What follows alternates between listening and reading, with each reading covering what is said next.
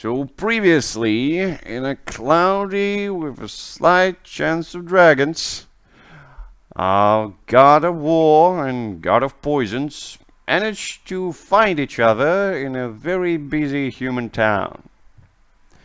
They went to a small escapade to try to find their friend and didn't succeed, but did found a very good panther of his. The day ended with a very shiny night. So guys, would you like to sleep during the shiny night or do something else? One question. I did Sure. get back the my new helmet. What does it do? What attributes does it have? Because Would you be satisfied if I said that it looks good? I mean, Yeah, of course. something. So. Well, first of all, it helps you discern realities in combat with a +1, because you can see more clearly in a combat situation, of course. Yeah. And if a person wants to hit you in the face, you still can count your full armor. Ah, that's nice. Yeah, because I have a helmet now. Yeah. One does not simply hit me in the face. Exactly.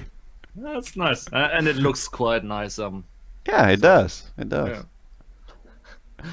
I mean, Danlan had a helmet too, but And it did serve a purpose, you know? yeah, it did. Yeah.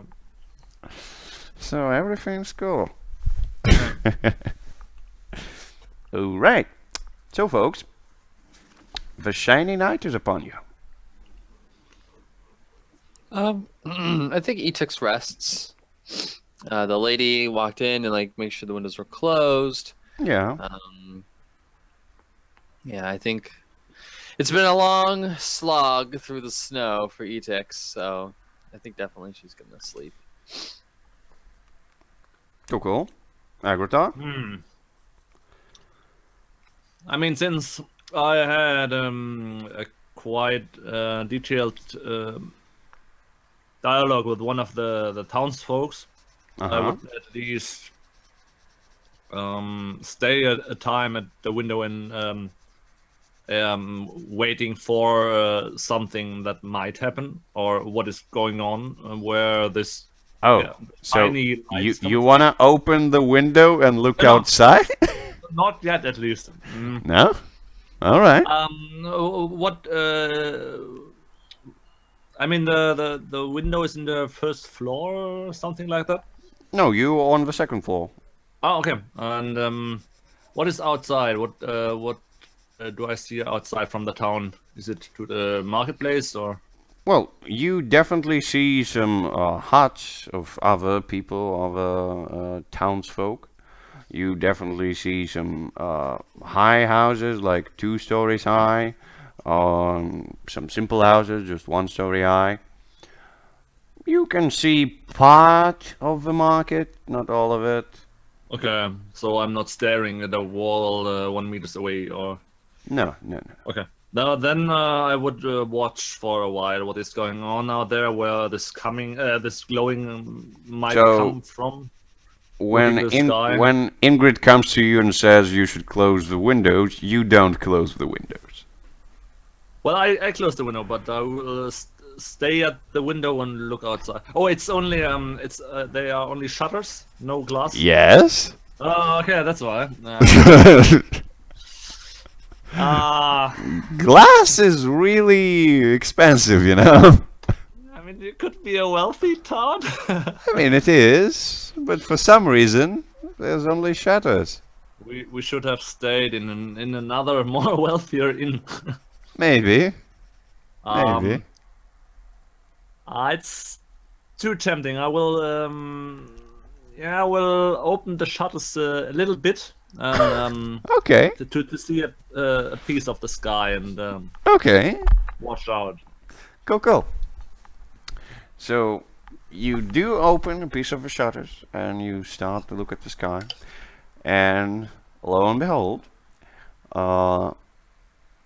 maybe it's like 11 p.m. or something, and when everything is dark, you start seeing various lights flicker in the sky. They transform from one to the other, jumping sort of a rainbow. Then they transform into one color, then the other. And then you hear some noises far, far away. At first it sounds like a wounded animal of sorts. You hear the wind, you hear some shivering, you hear a screech, like as if it was a big bird who was screeching and caw. And you hear a roar, as if it was a big lion. Ah. Then it transforms into some inaudible mumble of sorts on a strange language you've never heard, but you definitely think that those are words, not just mumble. Then you start to see that the lights are actually moving through the sky. They're not constant, they're moving. You see that they're getting a bit closer to the... Yes, exactly to where the lake was.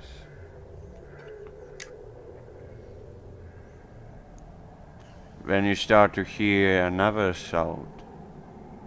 Sound that is very creepy. Like something is slowly grabbing its lengthy paws and climbing a building. You're not sure if it's the inn or one of the huts outside, but it's very slow. You would think that the thing that's doing it is a good hunter. And it is near my place at the window, at least in the area. You're not sure where it's coming from, Uh, but it sounds to be close. Otherwise, you wouldn't even hear it. yeah.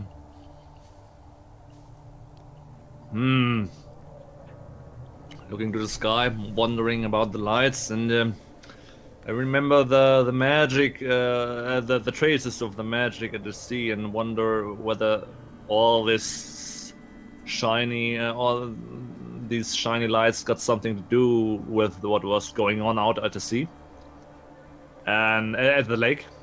And how many floors does the inn have? 2. So I am in the. You on the second floor, yes. And the roof wasn't flat, I guess. No, it's not flat.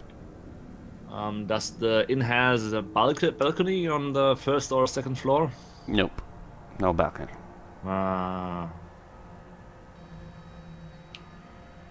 You hear the sound is getting a bit closer.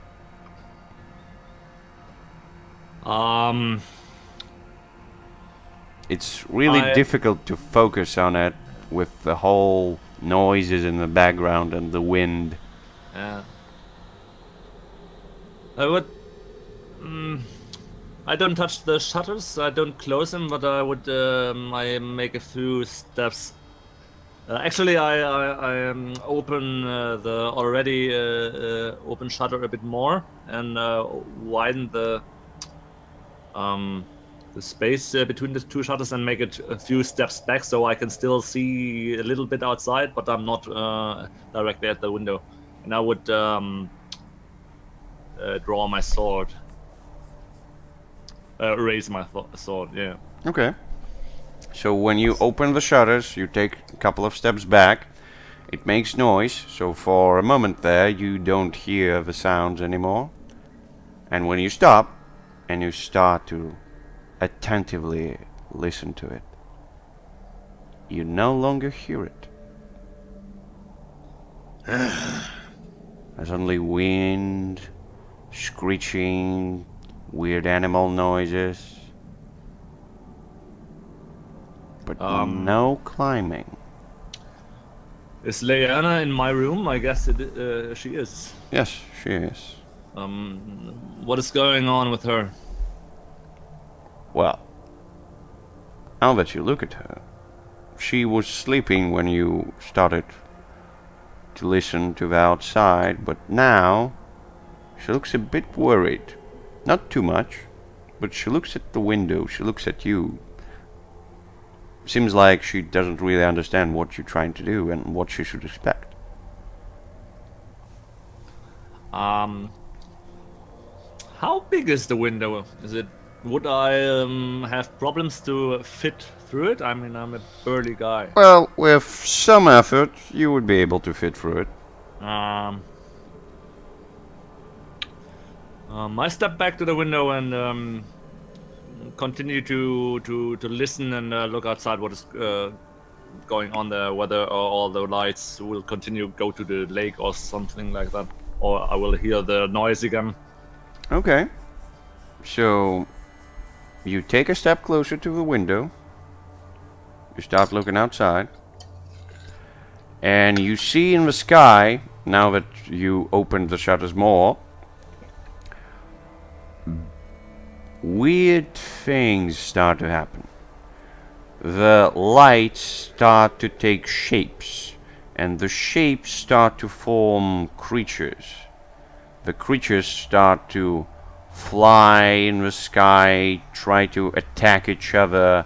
Looks like they're made of pure light, but when they actually attack each other, you see something is spilling out as if they had blood or something. But you're not sure.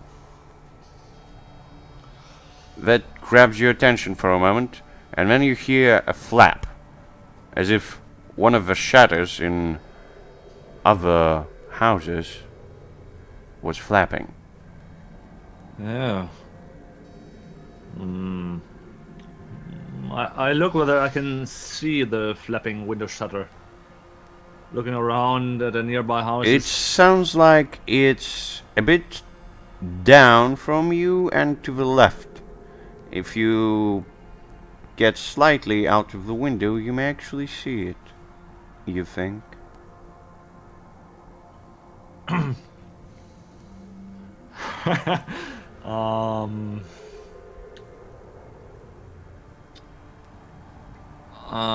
Where is it?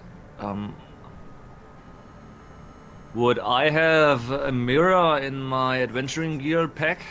A small hand mirror or something like that? Polished piece of silver? Well, you wouldn't have a polished piece of silver, that's for sure.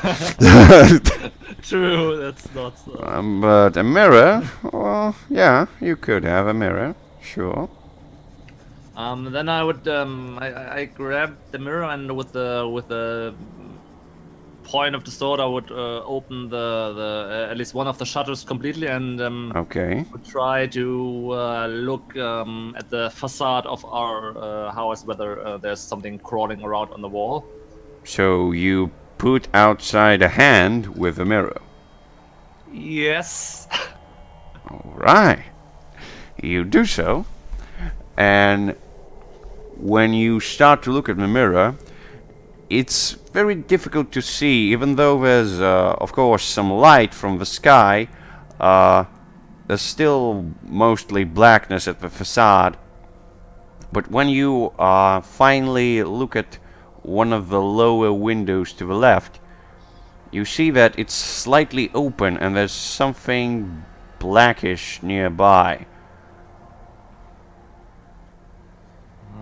It has a tail, and it's slowly opening one of the window shutters. Very slowly.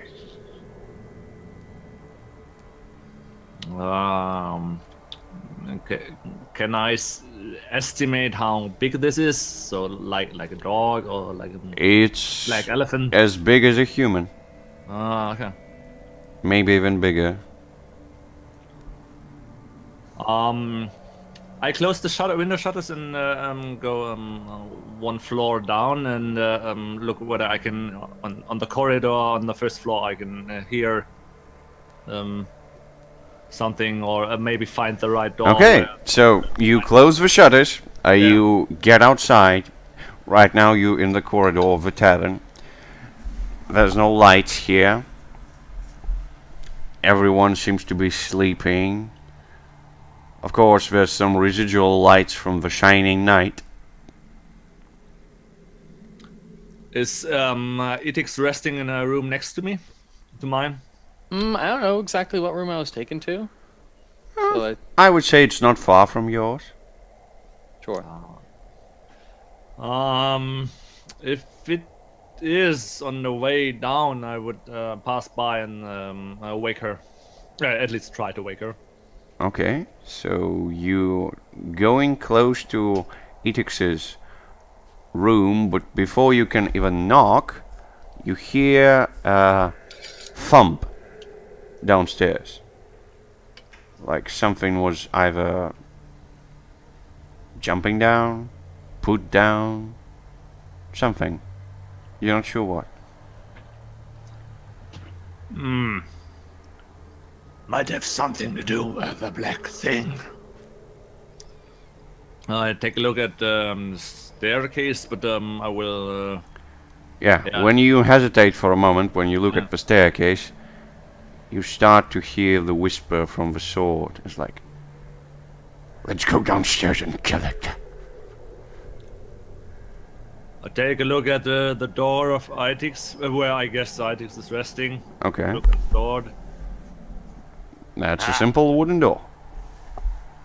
Good call. And waking Etix is not that important. I go down with the sword.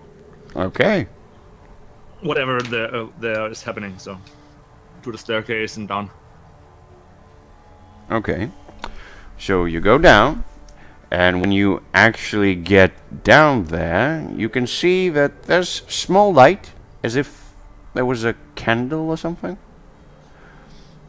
And you start to slowly descend down the stairs, and you can hear a slight whisper, like somebody's saying something, but you're not sure what. It's too silent for you to hear. So you think when you turn corner, you're gonna see whatever is shining the light and whoever is making the whispers.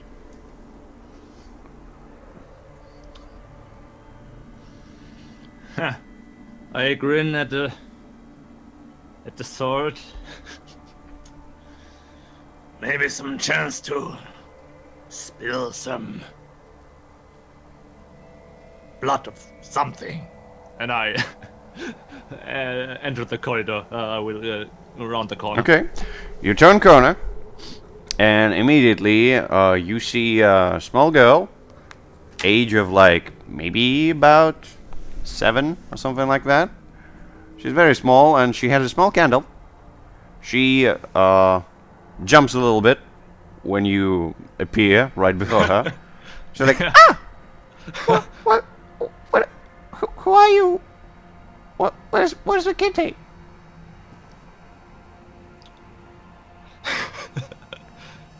And you see that right behind her there's a slightly opened window. Oh, the window is in at the end of the corridor, or It's not the corridor, it's the first floor, and it's the dining area, so to speak. oh, okay. So there's a window. I look at the girl and Girl, did you see something? She's like, I heard a kitty. I came to check. Sometimes she runs off. I just I opened the window. Maybe we should close it. Yeah, close the window. Ah, wait, I will. Take a look at it. We'll yeah, pass her and move to the window. Looking, is this one the whole floor one big dining room, or are there Mostly. floors? Okay. Mostly. And there's only one that one window shutter open. Yes. Only this one.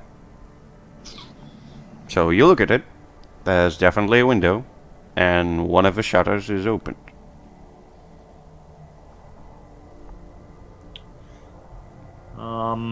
I look at the girl.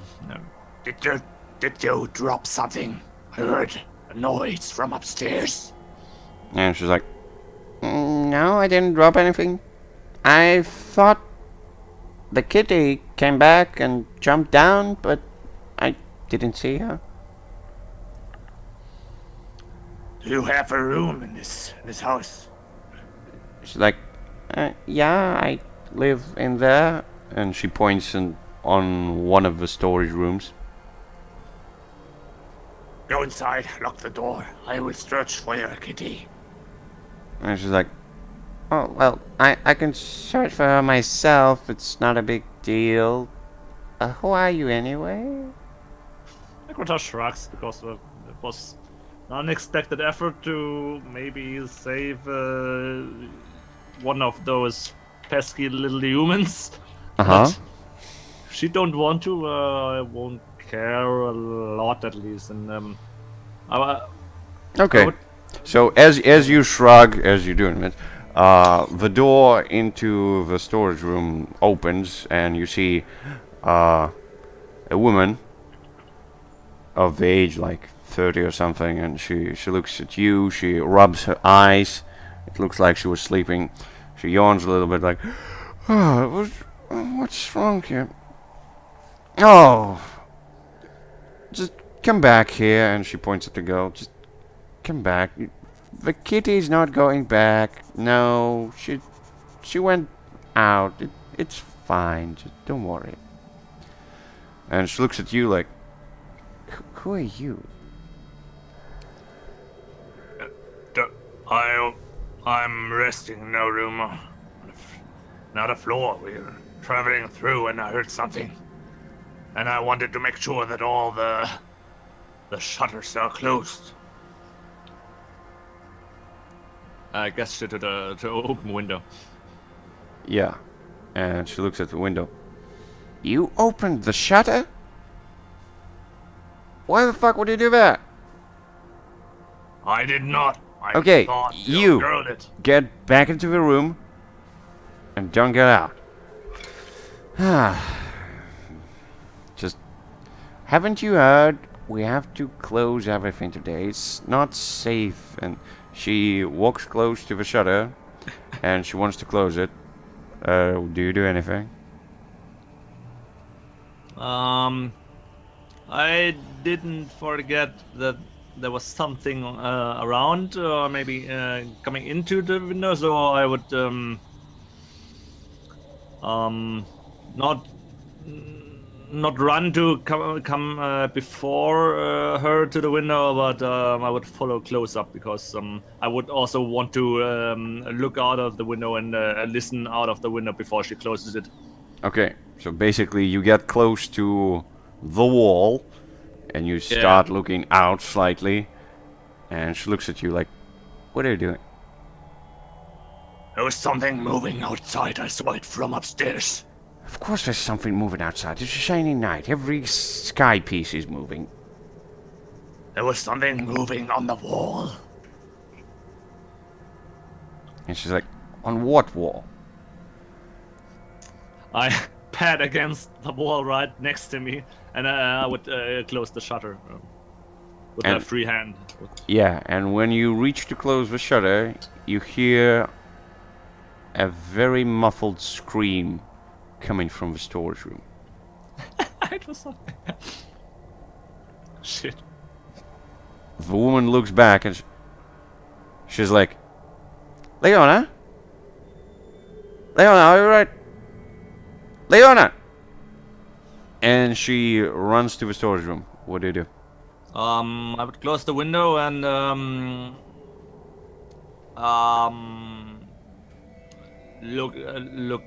follow the woman with my look and watch what is happening there. Okay. So you get into the storage room right after the woman. No, You, I would stay outside in the main room. I would close the window and keep some distance, because I'm not sure what is going on there. Don't want to. Oh, we lost him. no. I think he'll be back. Mhm. It's cool. What? Oh no. Oh, there, yeah. I'm it's still cool. here. Yeah. Something Right. roll 20. Yeah, it Yeah. bugged out a little bit. Continue. Okay, now. Sorry. It's okay. So you are standing in the doorway, I presume. Yeah, near the doorway to see what Near what a doorway. the woman is doing. Okay. So the woman definitely goes in. Yeah. She starts to look around. You see that there's no light in the room at the moment, except the shining lights that's coming from outside. And then at this moment you understand that in order to get the light into the room, there's supposed to be a window. Yes. And an it's open supposed to be open. And you can hear the shutters slam a little bit. And the woman starts to just basically yell like, Leona! And she runs towards the window. What do you do? one.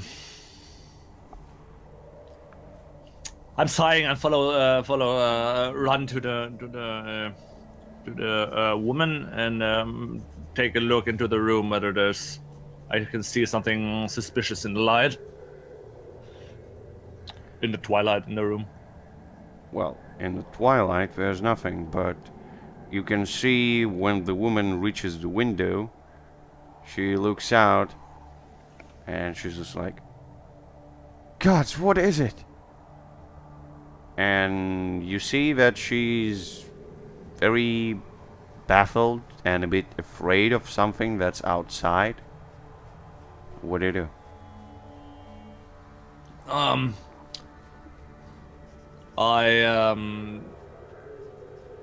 I grab her from behind and draw her away from the window and Okay. to take a look outside myself. Okay, you drawing her away What is from. it, woman? Yeah, you drawing her away from the window.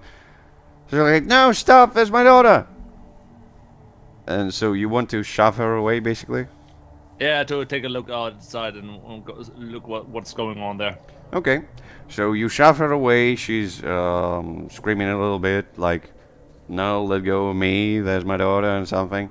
And then you pick your head up and you look outside, and you can see a tall black figure close to another hut, and in one of its hands there's a small thing that looks like a girl.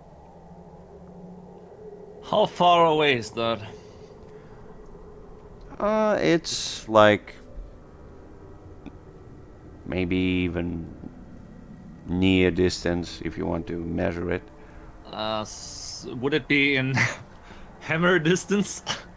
It would be in hammer distance, but it's about to get, well, inside another hut, so to speak. Maybe not inside. It's very close to her. So you're not sure. And when you actually look out, the thing turns its head. And the only thing you can see that's shining in the light are its eyes. They have long, not round eyes. You're not sure if it's reptilian or cat-like.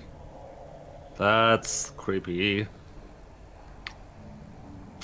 And is it again at another first floor or on the ground? It's on the ground. You can see some footprints on the snow. Yeah. I jump out of the window and want to get closer to it and Okay. throw the hammer. You want to chase it down. Yes. Alright. That would be Dex. Let the chase begin and let it end. Okay, the chase ended. That's interesting. But you're still outside. You managed to, like, in a leap of courage and, like, I'm gonna save the girl. You're just getting outside the window, but it's too narrow for you to fit right through in a one jump. So you stumble a little bit and you end up facing the snow. Oh, yeah. Just you bumped yourself into it. And when you raise your head and you look around, let's see who you meet there.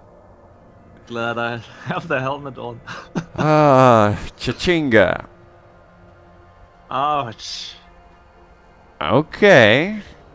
It's a poorly trip. That could have been worse.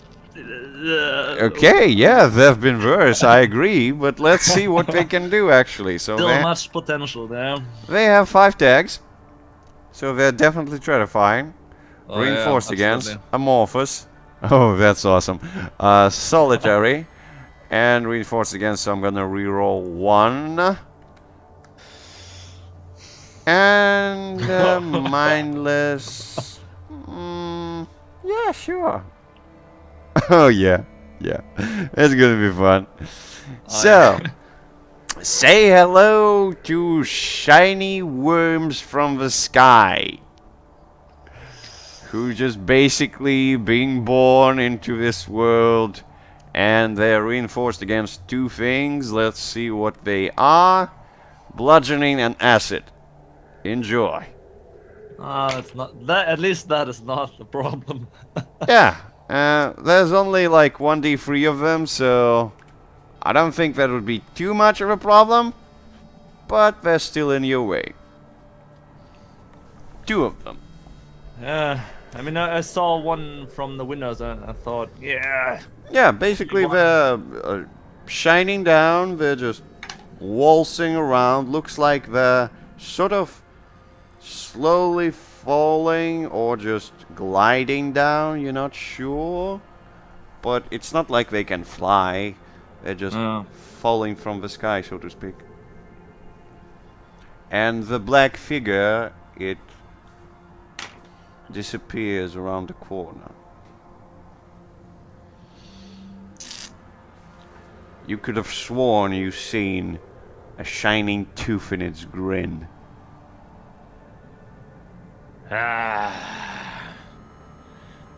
So, 2 things are about to attack you because they're mindless. They want to do shit to you. Yeah. So, what do you do? I'm annoyed because I wanted to chase down that thing. Not primarily for the girl, because I don't care that much of the girl, but well, I saw the opportunity, but now they are in my way. But shouting out of my way and yeah, swing, charge myself at them with the sword. For style, I would first throw my pull my hammer out and throw it into the sky. Uh-huh. So you just throw your hammer and just let them just beat you? Okay, they are they are charging at me, so Yeah. I know I would simply attack them with the sword then. So you're using your sword? Absolutely. Alright, roll me strength. Okay. You can roll damage, and I'm rolling their damage, I guess, because there's not too much they can do against the sword. They'll try to do something, but they're all going to die. So yes, they've done 7 damage to you. You can apply your armor. Yeah. For sure, and you manage to slash them using your wonderful sword. Yes, sir. Yep. I mean, what could go wrong? Alright. Dunzo. You killed both of them. The sword is very slowly whispering to you. Like, yes, yes. Let's not stop here. You see, there's so many things in the town. We can slaughter them all. Let's go after that shadow beast. Yeah, let's go through the house. It cannot dodge us if we go through. Yeah, I could laugh into the night, and is it vanished, or can I see the shadow thing still? You know that it's behind a house, or it's supposed to be behind a house. So technically, the sword gives you a good advice. If you just break through the house, you would probably have a chance of chasing it. Yeah, absolutely. I mean, it's been too long that I broke nothing, so I would throw my hammer into the sky to charge it and then break the wall. Alright, let's charge up In the hammer. theory. Charge it up! Oh, yes. Yay! It's enough, and now you're gonna break the wall. Let's Yes. see that strength, I guess. Let's So, see this hammer. And another D10 for the lightning damage. Oh. You don't need damage to break walls. Oh, but it would look cool if I apply the lightning damage to the wall. No. I mean, you will apply your lightning Yeah, to the okay, wall. yeah. I just wanted to see you roll another Okay. strength to see how good and how much collateral damage you actually do. Like, you're gonna go through. That's not a question. Question is, what's gonna be left of the house? Okay. So let's see the roll of strength. Oh yeah. I wrote it. Oh. Oh, it's actually very good. Like, complete pierce just breaks down the part of the wall that's easily enough for you to run through. You can see a couple of people just raising their heads. The hammer just narrowly avoided them. And you can see a father, well, it seems to be a father from a family, on one side of a room, and his wife and children on the other side of a room. Both of them just basically looking at you, who made a hole in the house. And your hammer goes through and makes another one on the other side. And through it, you can actually see the black thing. Yes. It once again shines its eyes at you, makes a slight noise as if it was shrieking at you, like. And then it jumps up. I get you, children stealer. Out of my way, get into safety, people. And I charged through the ruin of the house. Okay, so that would be definitely Dex if you want to do it fast enough. And Yeah, people absolutely. start yelling at you like, "Who the fuck are you? What are you doing? Like, you broke my house! Get back here, you fiend!" And the father is starting to just get to his sword or something. So you're running through. He's not fast enough to do anything to you. And you manage to get to the place where you last saw the shadowy creature. And you can see that he's climbing one of the roofs of the other buildings. So what do you do? Is it in hammer reach? At least to Yes. hit it somehow? Yes, it is. Okay, then I would throw the hammer to get it, maybe get it to stumble or fall from So the house. you want to throw a hammer into the thing that holds a little girl. All right, Yeah. sure. I'm, What could go confident. wrong? I mean, I could for sure. Yeah. During catch- this time, Etix would definitely be woken up by the noise and by the yelling, especially by the yelling of the woman who would be crying like, "No, my child! Where is the thing? Ah, help me! Help me! The snakes are upon us!"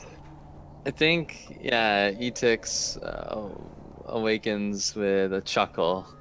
And so people are panicking. Oh, I hear one woman's voice. Yes, one woman. What else do I hear?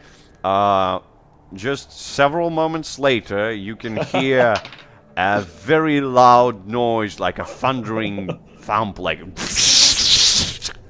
And Yeah. then you can hear a wall being broken, like. Yeah. And then another one. And then somebody starts to yell, "What are you doing here, fiend? You ruined my house!"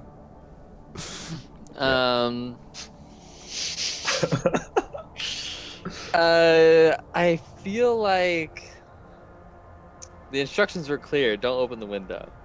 Yes. And if this town has its own damn problems, then I think it's gonna solve its own. Of course.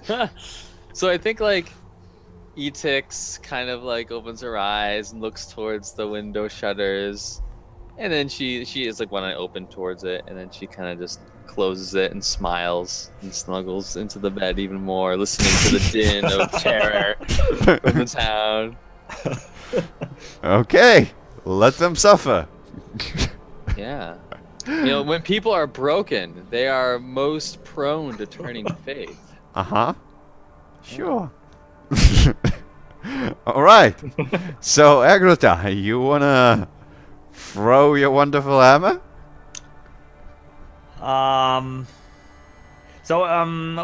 What? How big is the building that it climbed? I mean, if I had kind of a good chance to follow him directly, I would do that. But if it is, I mean, you can. You feel strong enough to jump as high as the thing, probably. oh, okay. And maybe you can even use one of your weapons to grab on top of a roof. Or maybe break parts of the roof in order to make things to grab onto.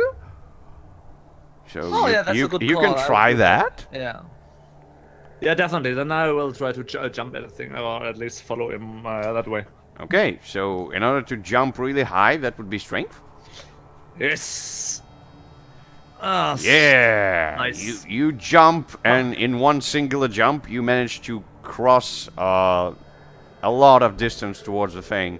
It looks back at you, and it wiggles its tail. Right now, you're a bit closer to it, and you see that the tail is a bit furry. And when it wiggles its tail, it throws some of the snow from the roof in your face. Ah. What do you do? I would only turn my head because I have a helmet, and if it doesn't get into the into the visor, Okay. fine, and continue climbing. Yeah, you can obviously continue climbing. Yeah. So you continue climbing. Just Yeah. turn your head to the side. Yeah. Yeah. Get Okay. no snow into my mouth. Yeah, Actually, I do have a question when we get back Sure. to Etix. if it's right now, I can answer it right now. Okay, sure. So when I looked at the shutter, Yep. does it open inwards or outwards? It Outwards. opens outwards. Does it have a locking mechanism? Well, it has a bar on it that you can use. Is it like in place? Did the woman close it properly? Yeah, she did. Okay, good. I'm just making sure. And the door is locked as well, right? Yes. Okay, cool. Just making sure the shutter is wide open. Yeah, it's cool. Whatever. It's cool. All right, continue. So, Agrota, you dodge the snow, you continue climbing like, I'm gonna get you! And when you actually turn your head back, you look up, and there's no black thing on the roof. What do you do? I'm still climbing. I'm not on the roof right now. Well, technically you are on the roof. It's not like a flat roof. Okay. I would continue climbing until I reach the highest point and look for a thing because it has to be somewhere. Yeah, you reach the top of the roof, and you start to look around. You don't immediately see anything. What do you do?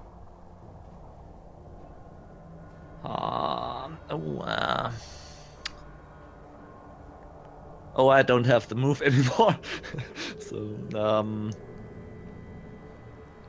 Do I see something similar? Anything unnatural moving around on any roofs? You mean shining creatures that are made of light and trying to murder each other and then descending to Earth in order to try to murder each other or anything that in their path? Yeah. If that counts as normal to you, then everything is cool. Okay. But no other shadow creatures crawling on the nearby roofs. There's a lot of dark places around, but Ah. you don't immediately see anything. I mean, it's night. Oh yeah. Since it's a very shiny night, I will have to check my my stuff. Okay. You Um, can check your stuff. Can I with twist reality could I light an area up around me, a larger area, like a few can I create a very like a little sun above me? You can definitely create some light, yes. Yes. Like, what type of light do you want? Actually, I would like to do something like a little sun to bring light in as many shadows in the area as I can do. So I make everything to maybe shiny. find the thing hiding in a shadow to reveal that. So you raise your hand and use your magical item to make a very big ball of light. Yes. It starts to illuminate everything around you, and when you look around, you actually manage to see in one of the shadows to your left, like 2 or 3 houses down the street, there was a movement in the shadow, as if somebody jumped in the shadow in order to stay concealed. Ah, I gotcha, you fiend. And I would hurry to get to this place. Of course. You hurry when you, I guess, you get down from the roof, right? Yes. When you get down from the roof, you're greeted by the guy with a sword who's yelling at you, "Come here, you busy bastard! You're gonna pay for my house!" And he wants to smack you with a sword. I have no time for that. I want to save the child. Uh-huh. I still got this sword in my hand. Yes. And, I got no time, so he got a sword, I got a sword. That's a fair fight, I would say so. Okay, so do you wanna murder him with a sword? Yeah. I want Okay. to move as fast as possible. So in kill one him. single swoop, you decapitate the fucker. The burst of blood pours down as his wife and children start screaming like "Ah!" And you continue running towards the black spot that you saw. Yes. Like, do you want to run there as fast as you can? Yes. That would be Dex. Oh, yes. Good. Lucky me. You managed to cross the whole distance in there. And when you actually move, you see a whole bunch of logs stacked on top of each other. That's what was blocking the light. And that's what's creating the shadow. You move the logs to the side with one single swoop and reveal to you a very dirty looking guy who is looking at you. He's like, "No, don't hit me! Don't hit me!" And when you start to just kick yourself, thinking like, "No, that was a bad thing, I shouldn't follow the..." You look to the side, and you see on one of the rooftops the black thing with a little girl. It's a bit further than your throwing distance of the hammer, and at first it seems like it's looking at you, but then you understand that it's looking above you. It jumps down, and you look up. Yes. You see more of those things are descending down. it seems like the more the shining lights progress, the more of those things are going to be. So what do you do? Would I be able to?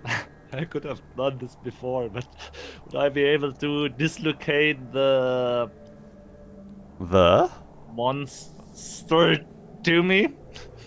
It's already the jumped shadow? down from the roof. It's out of Okay. your sight. You know where it was.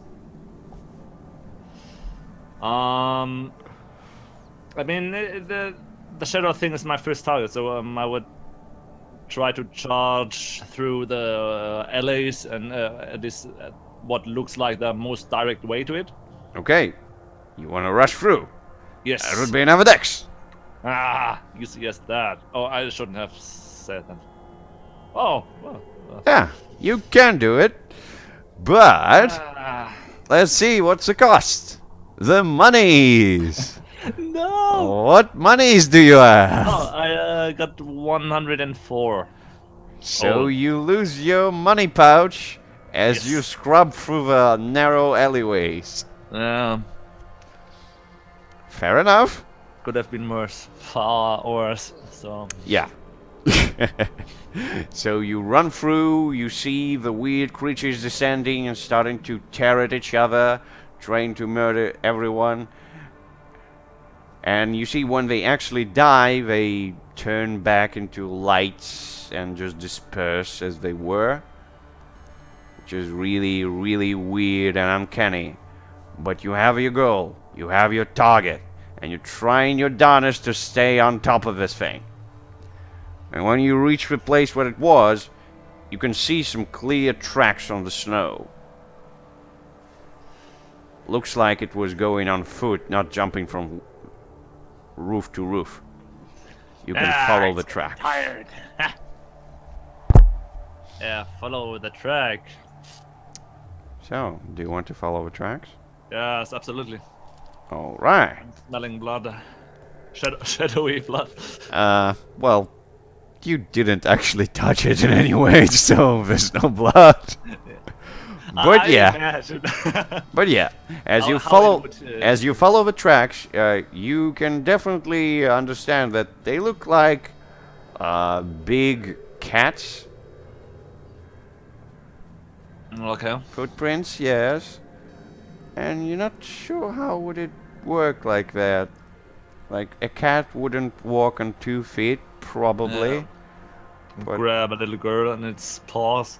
yeah, that's really weird.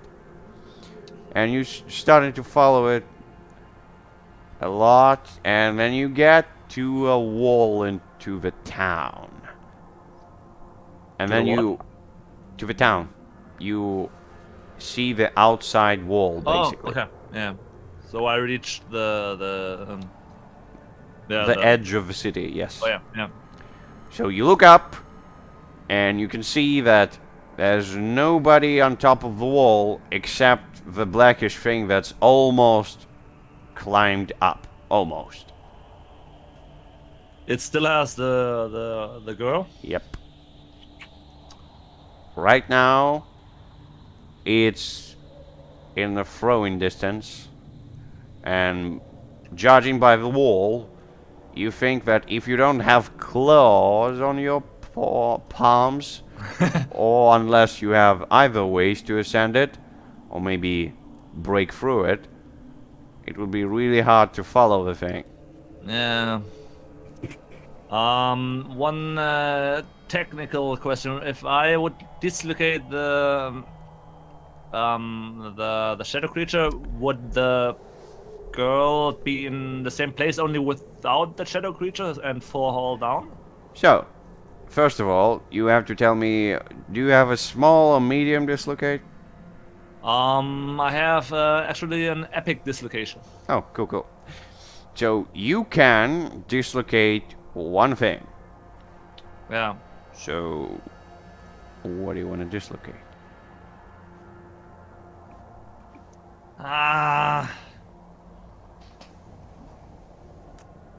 I would dislocate the girl because can still try to chase after it after the girl is kind of safer. So I would. So Can I- as you lower your magical item to try to dislocate the thing, you hear the Yeah. whisper from a sword. You're like, "Yes, bring the thing to us. We're gonna murder it and we're gonna enjoy it." It's getting louder and more excited. It wants blood.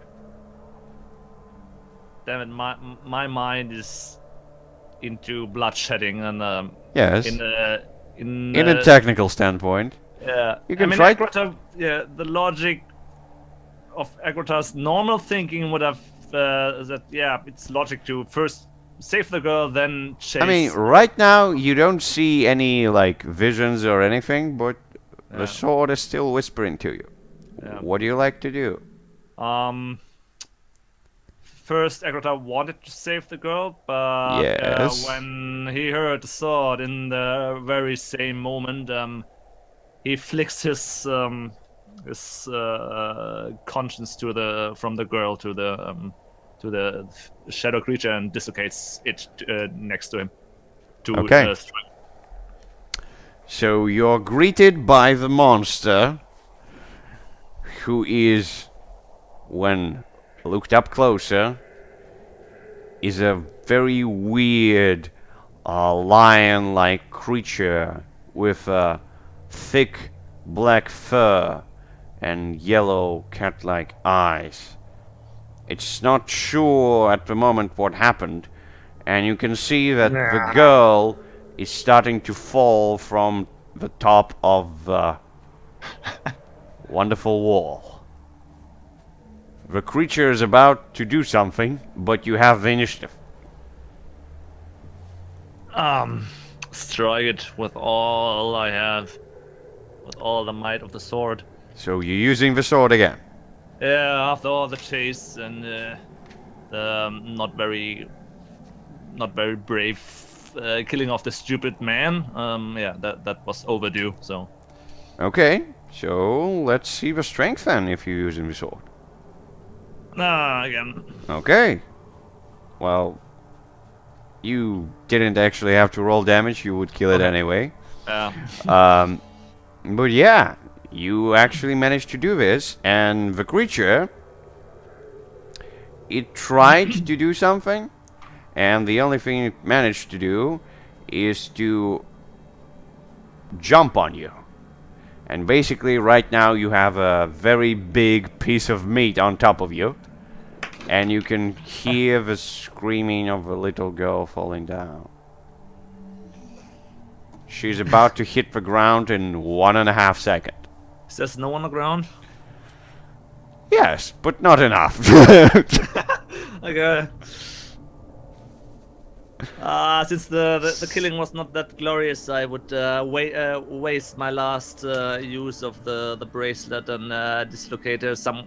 Can I dislocate her to the inn where we were staying, or can I only dislocate her to me? You can dislocate the things you see to a place you see. So right now your face is covered by the fucking thing. What do you do? I would try to get at least my face under it and. Okay. No. I would do. Yeah. Okay, we're going into a panic mode. The girl is falling down. You have 20 seconds to do something, and it's 20. Push the 19. creature aside from. Okay, that will be strength. 18. Yes. 19. Yes, you push the creature down. You have 15 seconds to decide something. The girl is falling down. 10 seconds. This is 9. the girl on the ground, safe into safety. Without Yay! The girl is safely dislocated onto the and ground. then I will decapitate the creature. Yep. Although it's already dead. Decapitated. Yeah. Done. A whole bunch of blood. The girl looks at you. You covered in blood. She's screaming. She's trying to run away. She doesn't know where to run, basically, but she still runs. So yeah, what do you do?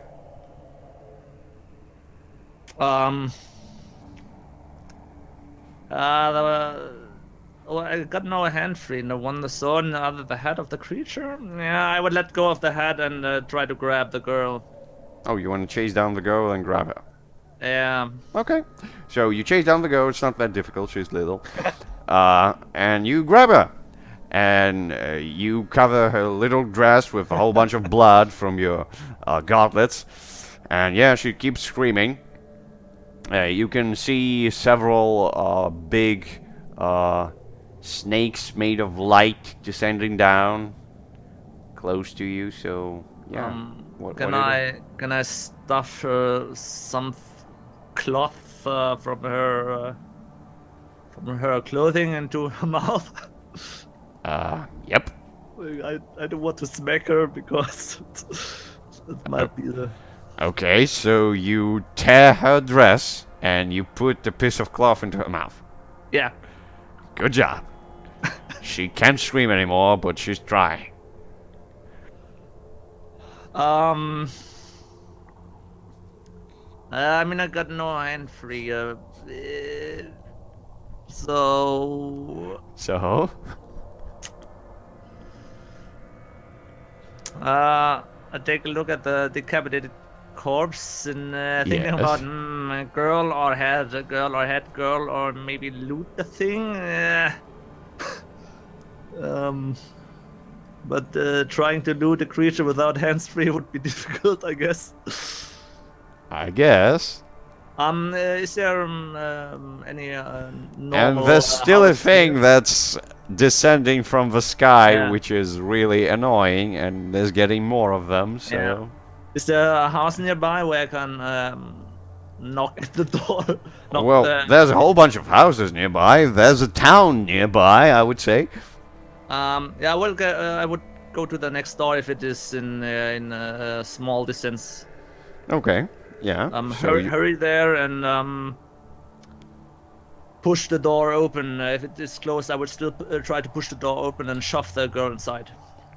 So you want to break the door? Yes. Okay, that would be strength. Please don't destroy everything. Oh well. Oh, you made it very clean. Like, broken down, clean, and simple.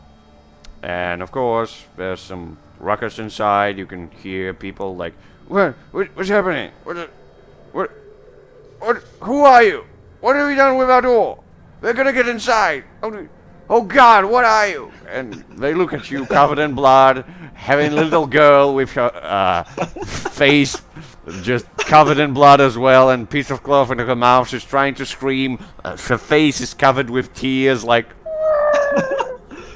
I shove her inside and close the door again, and then look for the creatures descending from above. So yeah, you shove the girl inside, you try to close the door. Yeah. It closes for a moment, then falls down. So... Take care of the child. I will take care for. Well. And storm off in where the area is a little bit more open to watch what is coming there. Okay, yeah, you definitely get outside of a narrow path, and there's definitely a whole bunch of these weird creatures, but they're attacking each other, so maybe if you keep it down, they won't attack you? In this case, I would like to inspect, make sure the head is secure, because I want to keep it at least for now, and look whether the creature got something useful on its. When you actually get back to the corpse of the thing, you can see a couple of those guys trying to eat it, like they're trying to tear the flesh out of it, like. So yeah, what do you do? That's my corpse. Get out of here. And I storm at them with the sword, because that's my corpse. Okay, so you use the sword. Yeah, so I got it in my hand, so Okay, yeah, sure. That would be strength. Okay. They're dead. They disperse into particles of light, and the muffled roars echoing in the wind. So yeah. Ah, nasty creatures. Yeah. Is there something useful left from the decapitated body? Is the head Let's still see. there? Let's see. Maybe Yeah. there's gonna be something interesting. And it's a loot. Oh, there's actually some monies. Yeah, I found my money. So there's gonna be 30 D10 of monies. 167 monies.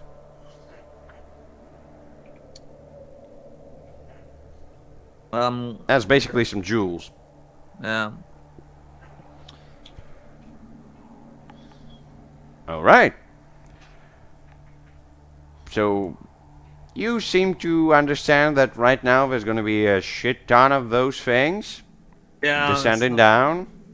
So, do you want to stick around and try to murder more of them, or what?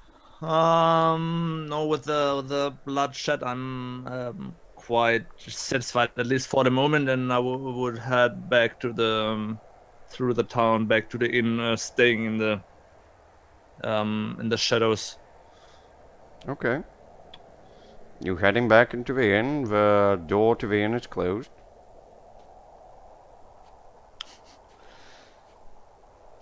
All right, I jumped out of the window. You do what?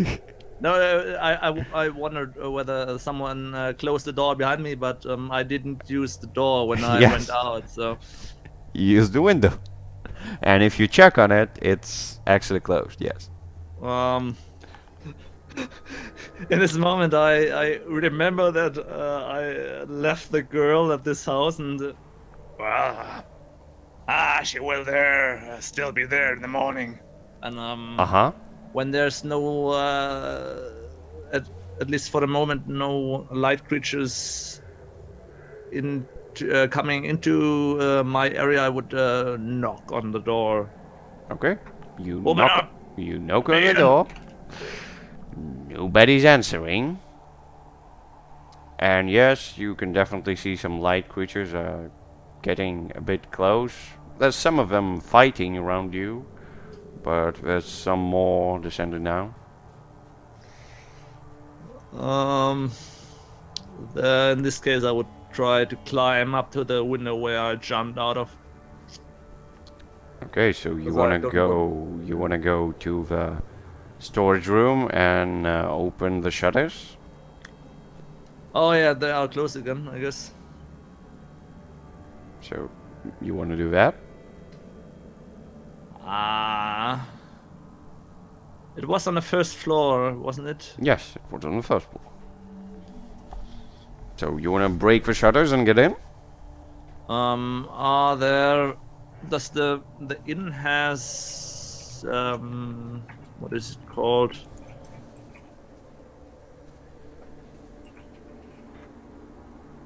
Another.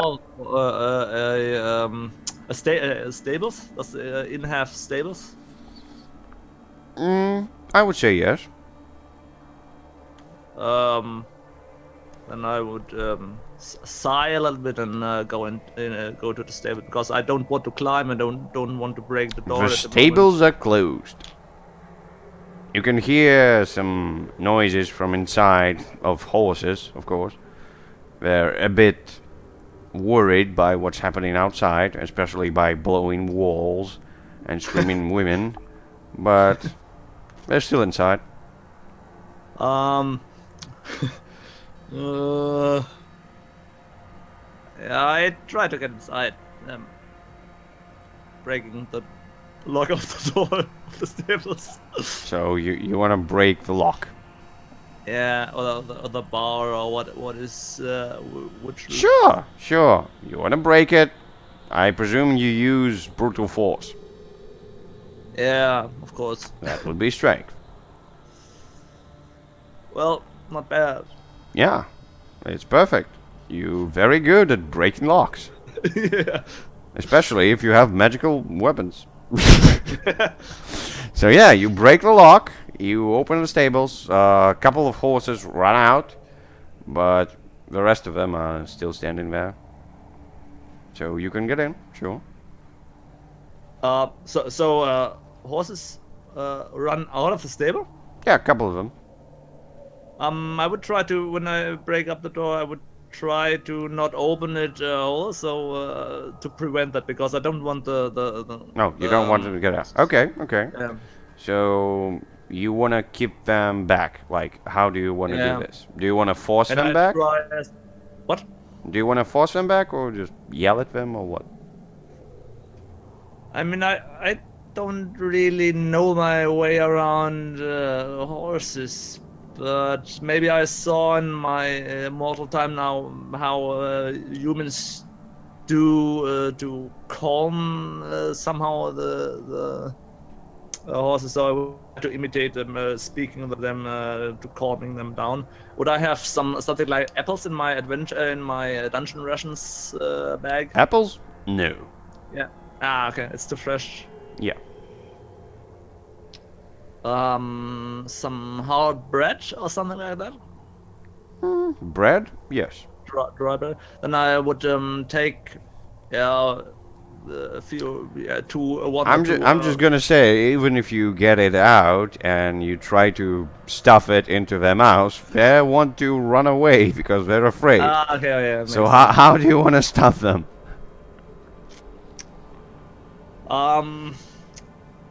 Slip through the door and close it as fast behind me as I can to Okay. prevent them from getting out. You can do it using dexterity to be really fast. Ah, You can do it, but oh yeah, oh no! oh yeah, you knew this was coming, right? So you can do it, but your sword will partially stay outside. Like, you close the door, your sword is partially outside, like you in a very uncomfortable position. Like, you're standing there in a doorway, holding the doors. A couple of horses are trying to just ram their way through, you holding it, and your sword is outside. Ah, what is this? Yeah. The sword would definitely whisper to you something like, "We should kill the nasty beasts! Yeah. Kill them all!"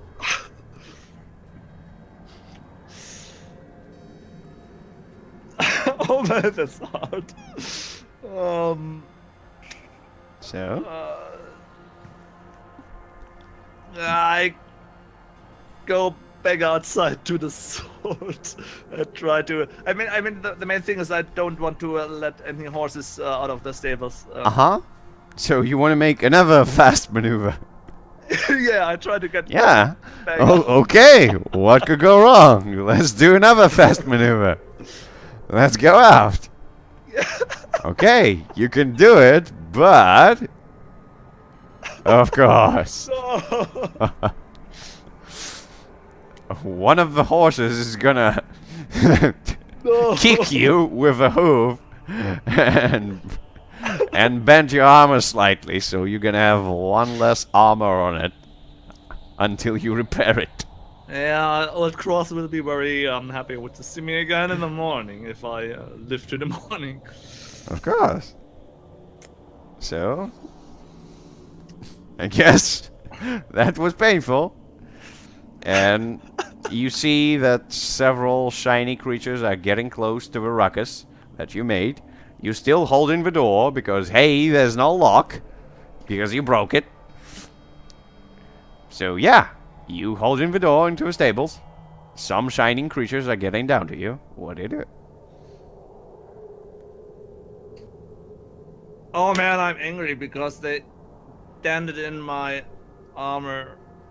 Yeah. For nothing. Yeah, exactly. Those damn horses. You should murder them all. I charge my hammer and want to destroy the front of the stable. Okay, so you throw your hammer high up in order to charge it with magical powers. Yes! Aha! That's what I call a charge. Okay, so you throw it up, you catch it back, And you, I guess, let go of doors. I smack the door. And smack them. Yeah, you smack the doors. Okay. I would say that you should roll damage. Huh. Good. You killed just 2 horses. And the door? And the door, of course. The door is Okay. broken, and only 2 horses inside are dead. Others are mostly mangled. But hey, it still does the trick. By the way, are the lights are in all? Is there stuff going on the whole sky, or only above the city and the lake?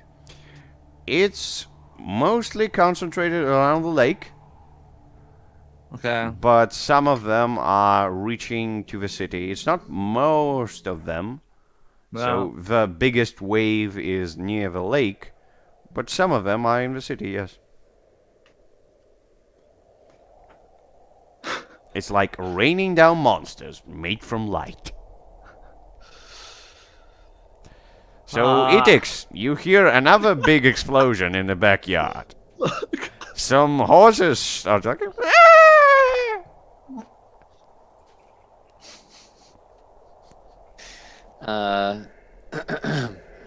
Oh, is there a roll happening? No. No.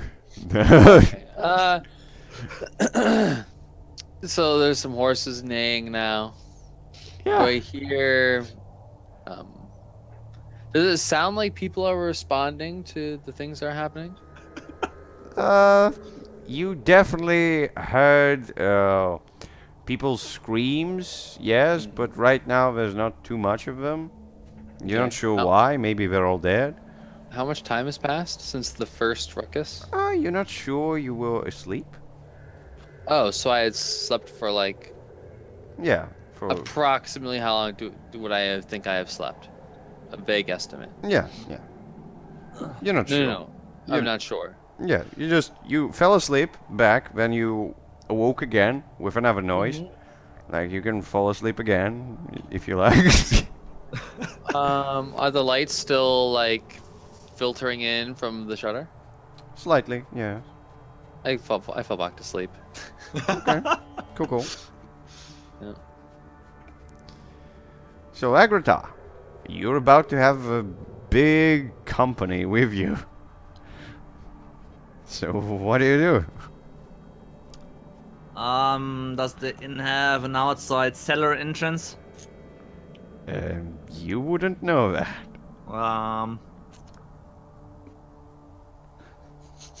Do you want to look for one? No, that's not worth it. I return after all this stuff happening. I return to the door, and well, it's locked and no one opens. So yeah, Yeah. So break the door and break get the in. door. Good. Let's break the door. That would be strength. Oh, Okay. Well, first things first. Something happens. I don't know what. destroy the town at the end of the Let's day. see. Oh. So there's definitely something. And that's actually not the guys from the sky. The guys from the sky are just by default out there. And let's see what you managed to find. Oh, damn! Alright. Alright. They have only 2 tags. They're pathetic walk. Just come on, they're not that bad. Like, okay. They're stealthy and immune to. Okay. Yeah, of course. They're immune to one thing. Let's see what they're immune to. Unholy. Okay. Yeah. Yeah. I definitely know what it is. There's some ancient spirit guardians of the place that you resided in. They were specifically enchanted to protect the inn from outsiders who want to break it. Yeah, makes sense. And you broke it. Yep. So right now they're really pissed at you. Yep. But the funny part is it's too late when you actually manage to see them. And you're surrounded by... Let's see how many are there, right? There's not gonna be too many.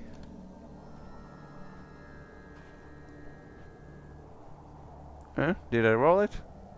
I heard something. I think I rolled mean- it, but I don't see it. Nothing appeared. No. Yeah, let's roll it again. What? Why is there? What? Okay, never mind. I know what fuck go wrong, and yep. Now it's fine. 31. Just 31. Not too many. So 31 are around here. And they want to murder you horribly because you broke the seal. They look like tiny wisps made of blue light. And they take shapes of small people who trying to surround you and just beat you at your legs. Do they look like ethereal Smurfs? Sort of, but they don't have funny hats. Does my hammer, when it is, I mean, from the charge, it still would have two Yes, charge yes. attacks left. Does Yes. this attack has an area of effect? Nope. Ah, okay. Then I would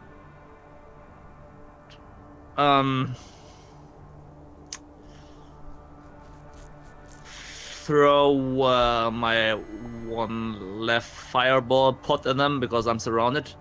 Try Okay. to make some disturb the So you formation. throw a fireball pot at them. Good. Throw it. Go ahead. So I presume it does 2d6 damage. Yeah, I mean that was fireball. Good. Yeah. Good. And I presume you throwing it right below your feet. Not right below my feet because I might catch fire myself, I guess. I mean, they're kind of surrounding you. So Oh, yeah. Where do you throw it? No, they're not. Yeah, a few feet in front of me. So and maybe not into the house, but Okay. So slightly back. Slightly Yeah. back. I mean, I'm right at the doorstep, I guess. Okay. Okay. Oh, we'll do it simple enough. Yeah. So you can try to do it, but you have to be really Precise. accurate with this throw. So that would be dexterity. Yes. Okay. Okay, that's the in. As you're trying to throw the thing, one of the wisps grabs you by the hand, another one grabs the thing, and they try to pour it into your mouth as they trying to beat you senseless with their attacks. And guess what? They're small, and most of them are attacking you. I'm gonna roll. I guess. Yeah, I'm gonna roll 5d5 in I had order it in order coming. to discern, like, how many of them are actually attacking you at the same time. Like 14 of them are Wow. attacking you at the same time. So you know the math. The base damage is 3d4 Yeah. Fuck. plus 13. So yeah, Chachinga. That's the damage. That hurts. Yeah, that would hurt. Of course, you can apply your armor. Yeah, but I don't have that much armor, so. I'm just saying. So, they're trying to pour the fireball potion into your mouth. What do you do?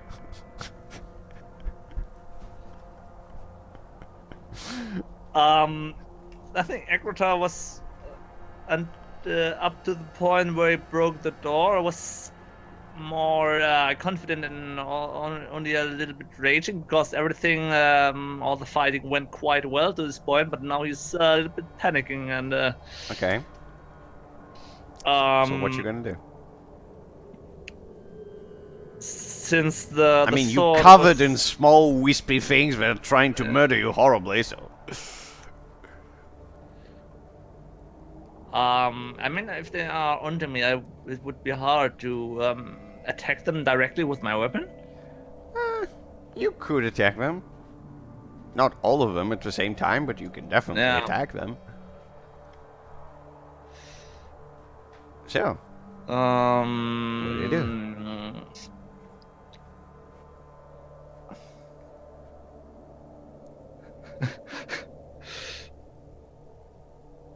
The silence is getting eerie as the understanding of imminent death comes to Agratar's mind, as the liquid is almost close to the tip of the vial.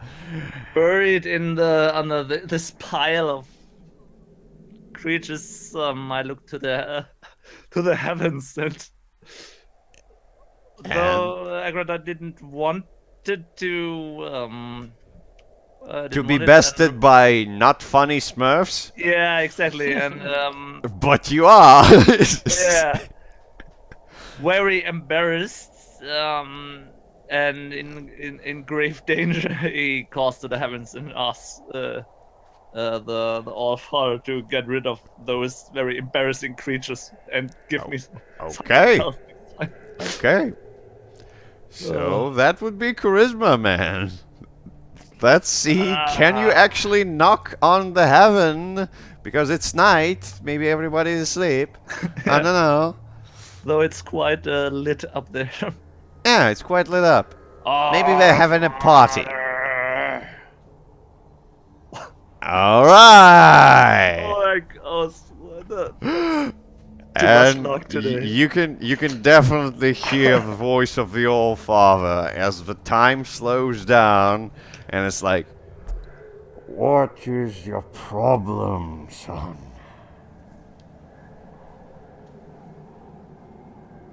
Let me kill those embarrassing little bastards. And he's like, "Nobody's restraining you from not killing them." You're too small, help me. Too many of them. And he's like, "Alright, I would make it easier." And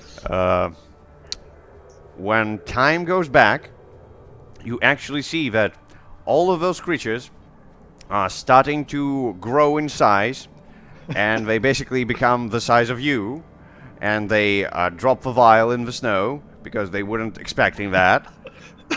So there's now like 31 of them that are your size. And now it's going to be very difficult for them to surround you in such a way. Yes. So, yeah. Bring it on. And I begin to swing the sword because now they are in a nice size to get cut in small pieces. Alright, so you use a sword again. Good. That would be strength.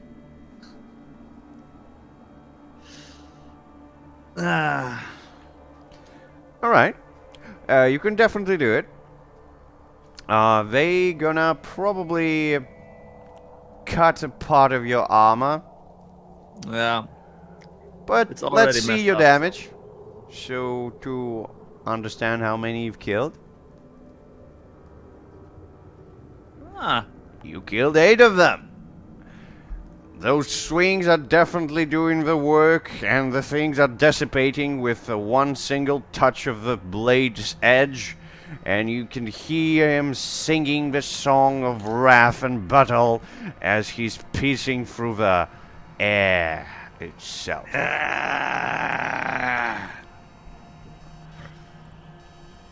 Yeah, so they're definitely feeling that they're losing the initiative.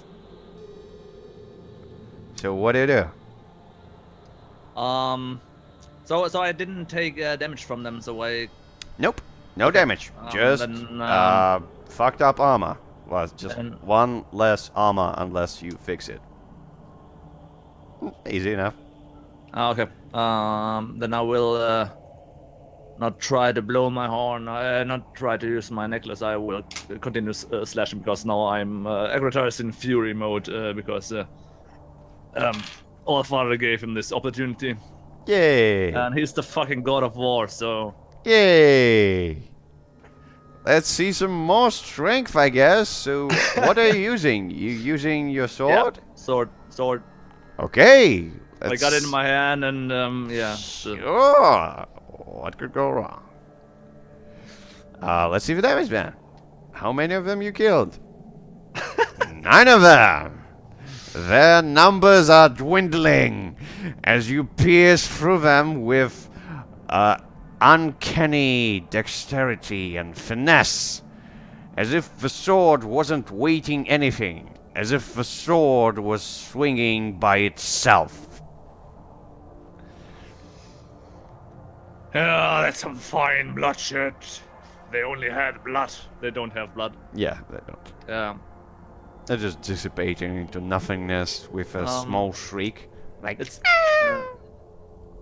it's by far not that satisfying like the feast with the king. yeah. Not too many guts. Yeah. But I mean, you have to take what you get. Yeah, Every sure. sense of Sure. You gotta take what you get. One of them throws your helmet to the ground. Ah, But it doesn't stop you, I guess. no, that infuriates me even more because the armor was new. The helm even Europe, and yeah. Yeah. Starting with that one who stole the helm, I continue slashing. So, Nope. you using strength? Yeah. Okay, roll your damage. Growing tired. Well, yeah. You slipped up a little bit. They did manage to get to you slightly, and I would say there's only 5 of them managed to get to you. Yeah. So we're gonna do this much damage. Ouch. So, the most So I- interesting part is that you continue fighting.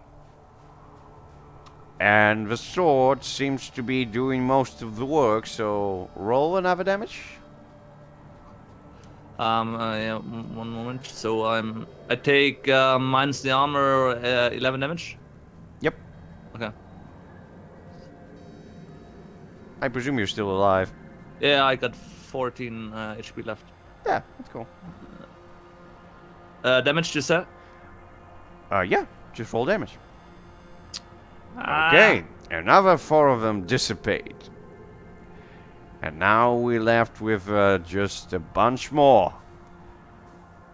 The sword swings and you feel like you're not really controlling it. It's more like it's controlling you. And you continuously swinging around, breaking the parts of these creatures. Roll another damage. yes. And you destroy the last of them.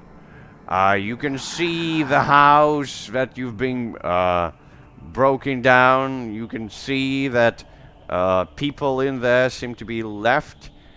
And there's a corpse of the father. You think that the rest of the family are trying to wait up the night in the storage room. And you can feel that you must murder them. Because the carnage must continue. I would try to hesitate a second and drink one of my health potions. So you want to resist yes. the urge of constant killing. Alright, Yeah. sure, you can try that using your wisdom. Wisdom. Oh! You manage to Fucking concentrate on the part that you don't really want to die, and you chug the health potion. Yeah, well, a normal one in this case. Okay, you chug a normal health potion, And the sword is very, very upset. It's just like, stop this meddling thing. Nothing can stop us. Let's destroy them. All of them. They don't deserve to exist.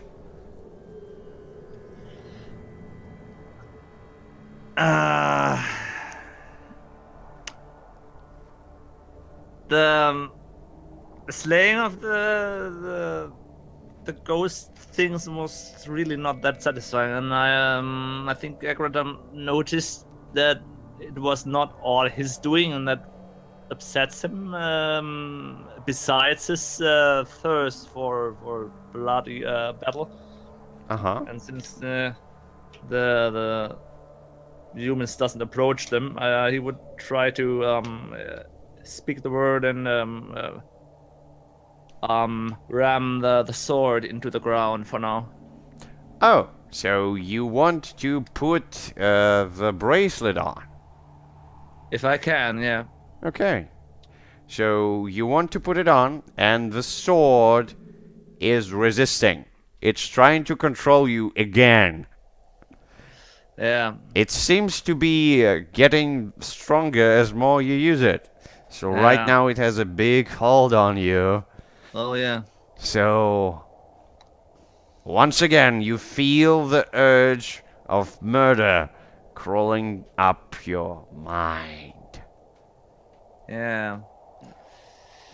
So, Wisdom? Hey, I have a question. Yes. Is that the same danger he defied the first time? it's not the same one. It's just the urge to murder people, correct? Yes, it's another wave of the thing. Oh, okay. First happened automatically. Mhm. The second is triggered by the sword's hold mechanic, so to speak. Oh, okay. Gotcha. So yeah, you can try to resist it. Yes. Yeah.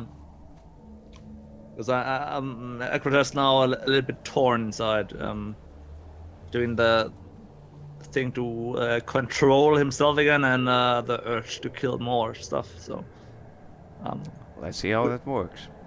wisdom. Yes, it is. You Ah. can do it, but you're gonna take -1 fall. Yeah. All No right. wonder how exhausted he must So be. you manage to keep yourself together, and you put your bracelet on your hand. What the word that you want to speak? Pussy. All right. You don't know that it's the wrong word, don't you? No, it's to let loose the grip. I didn't change that in my. Let loose, but you want to hold it, not let it loose. I mean, the thing I wanted to do is To lock the thing. yeah, to ram to take it back into the belt or ram it into the ground and let loose the grip. So, let me explain the mechanic once again. So, in order to neutralize the blade, you need to hold it in one hand Yeah, and put the bracelet on this hand. yeah.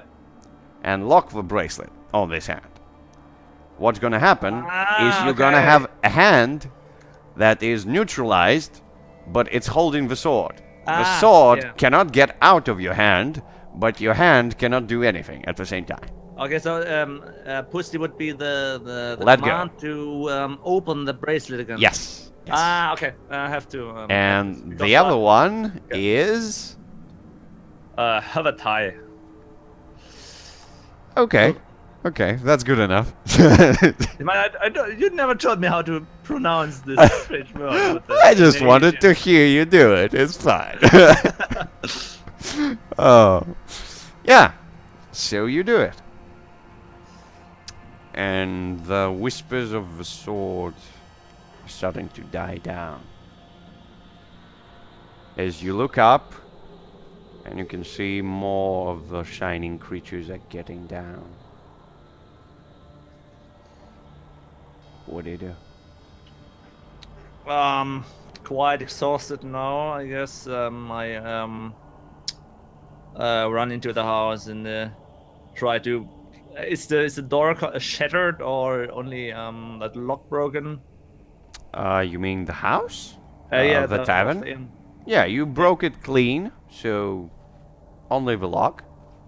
Okay, then I would go rush inside and push the door closed again. Okay, you push it close. I mean, Is there, yeah, technically it's closed, but any is wind there blow is gonna open it, so. cupboard or something like that There's some inside room? tables and chairs around. I There's a would try to dining barricade area. it a little bit. Yeah, so you barricade the door. Good, good enough. So, congrats, you're inside. And yeah, slump down on the ground and take a few heavy breaths. Think about all the madness that happened. Yeah, yeah. And rest a bit for at least for a while there on the floor, Okay. listening to the what is going on outside. The screams and the screeching, the weird wind and roars somewhere very far. So, you took a breather. About 10 minutes. What do you Yeah. do next? I would go back to up upstairs to my room and first I would look whether Liana's still there and kind of safe, and then I guess I would Yeah, she's still fall into there. the bed and rest. Okay. Good job. So the morning comes. It was so close. It was so close. Ah. You don't yet understand how fucked up you are. Yeah. I took a glimpse at it, so. Alright. So, as you rested, you can restore half of your HP if you want. Yeah. And yeah, Idrix. Good morning. Good morning indeed. I think yeah, Etix stretches, folds her hands behind her head and shifts side to side. She kind of like, can I peek through the shutters a little bit? Yeah, yeah, of course you can. Okay. Do I see like There's the sun. there's the sun? Okay. Yeah.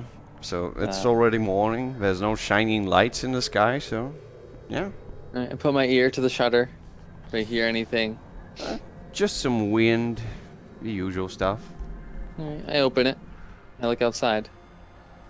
You see several people just walking around the ruins of the stables, and some of the guys are trying to pick up the bricks that are left near the broken house. There's some people just talking about like how did this happen? Like usually snakes don't do that, and just like He takes like kind of like puts her elbows on the rim of the window and rests her chin into her palms as she scans the road. Is there any blood? yeah, there's some. Okay, is it like red, right, in the snow? Yes.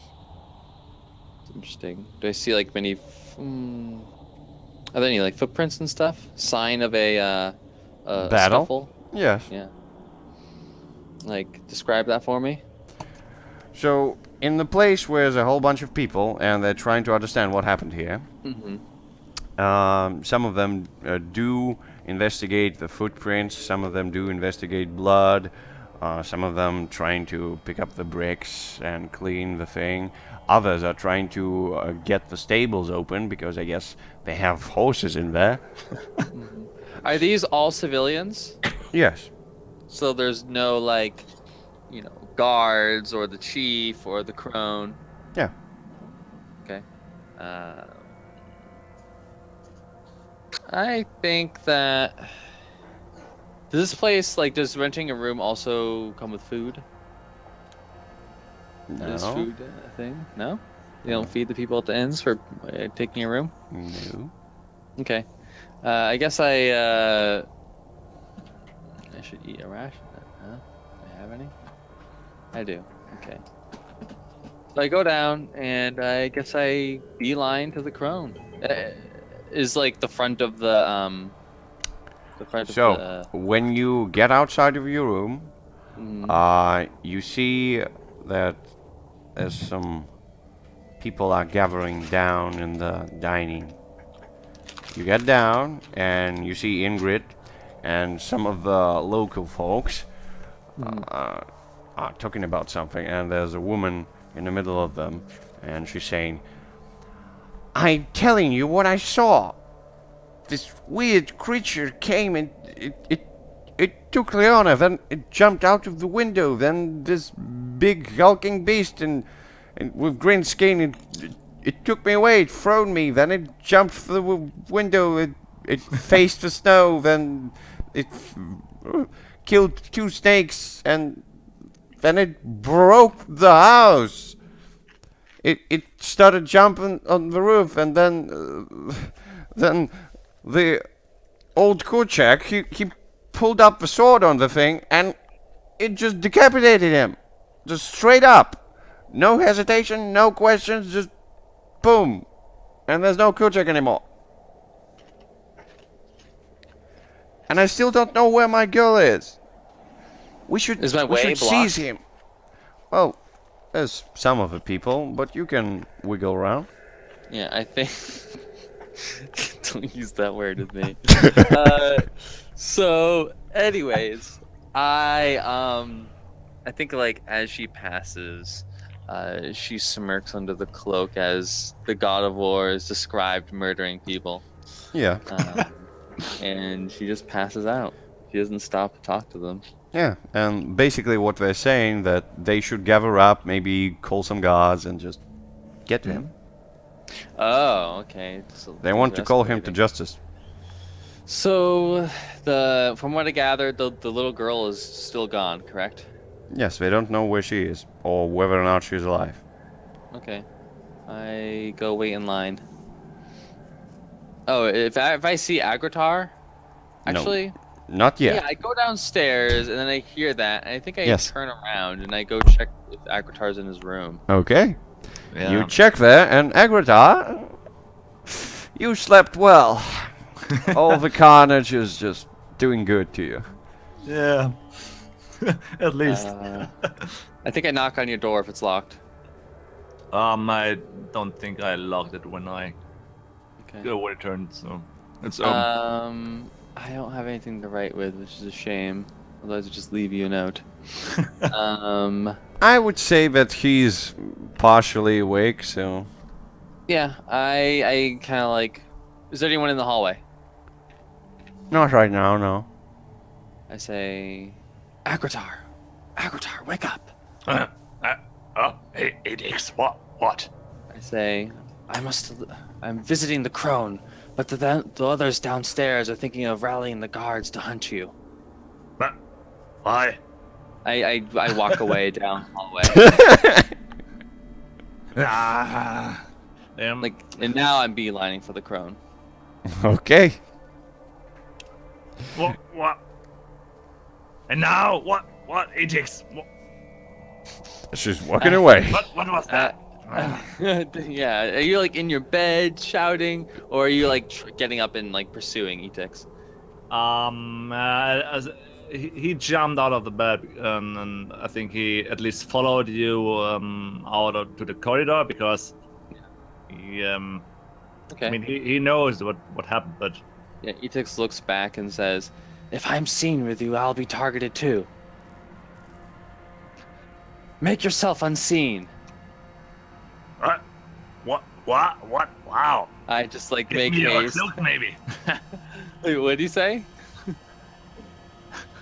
Maybe you can give me your cloak to hide behind, below it. She How doesn't do you respond. imagine I should do that?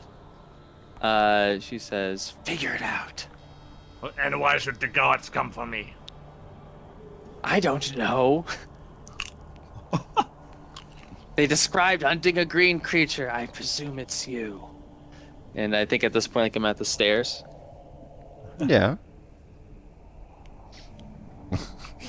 All right. So Etix is proceeding to old Greta. So, Agrita, what you gonna do, man? He will step outside. Okay, you're outside. Mission accomplished. I would, if there's someone near me, I would approach them and ask whether they found the little girl, whether they got it back. Immediately in the hallway, there's no one, but you can hear some people talking downstairs in the dining. I would go there, yeah. Okay, so you go down. At first, they don't pay attention to you, but when you get close, they turn back and just, oh God, it's here! And they look at you like your armor, partially bent, covered in blood. Yes. And you have one of your hands with a sword bare, another one probably ready to pick up the hammer. Yeah. I would, if I can I stick the sword in the can I sheath the sword? Well, you can assist your left hand with your right hand and technically do it. That's going to be a bit tricky, but you can do it.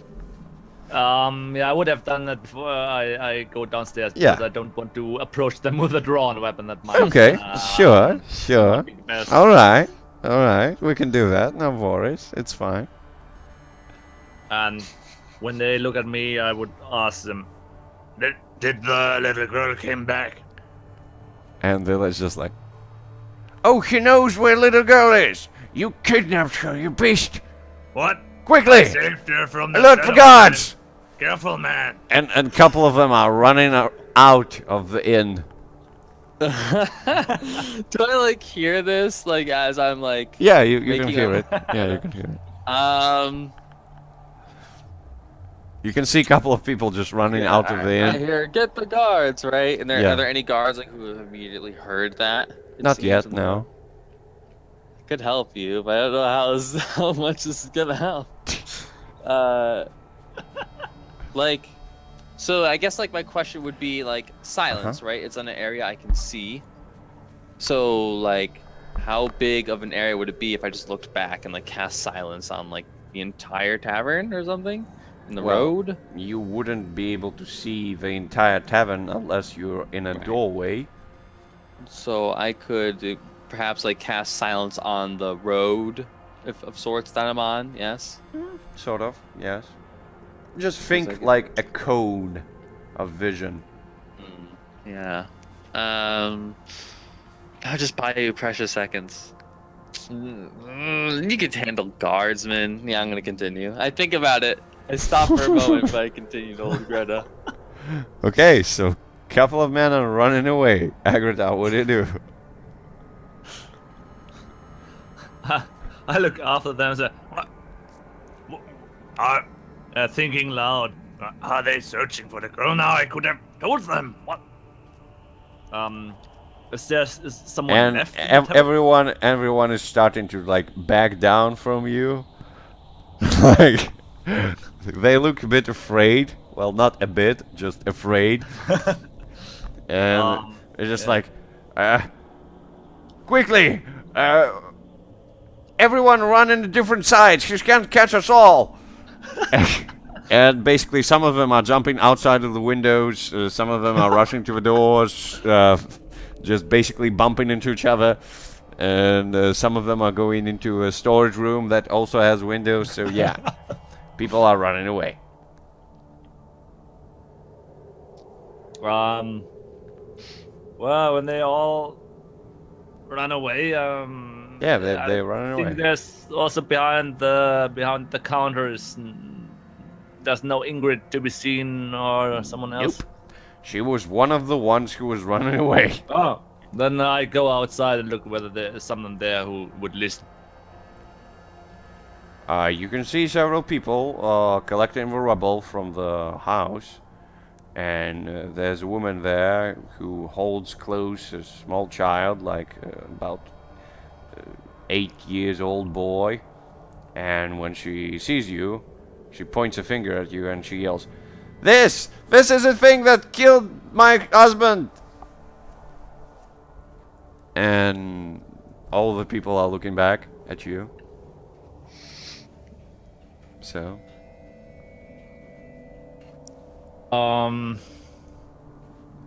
yeah, this is awkward, I know. Yeah, I look at her and say,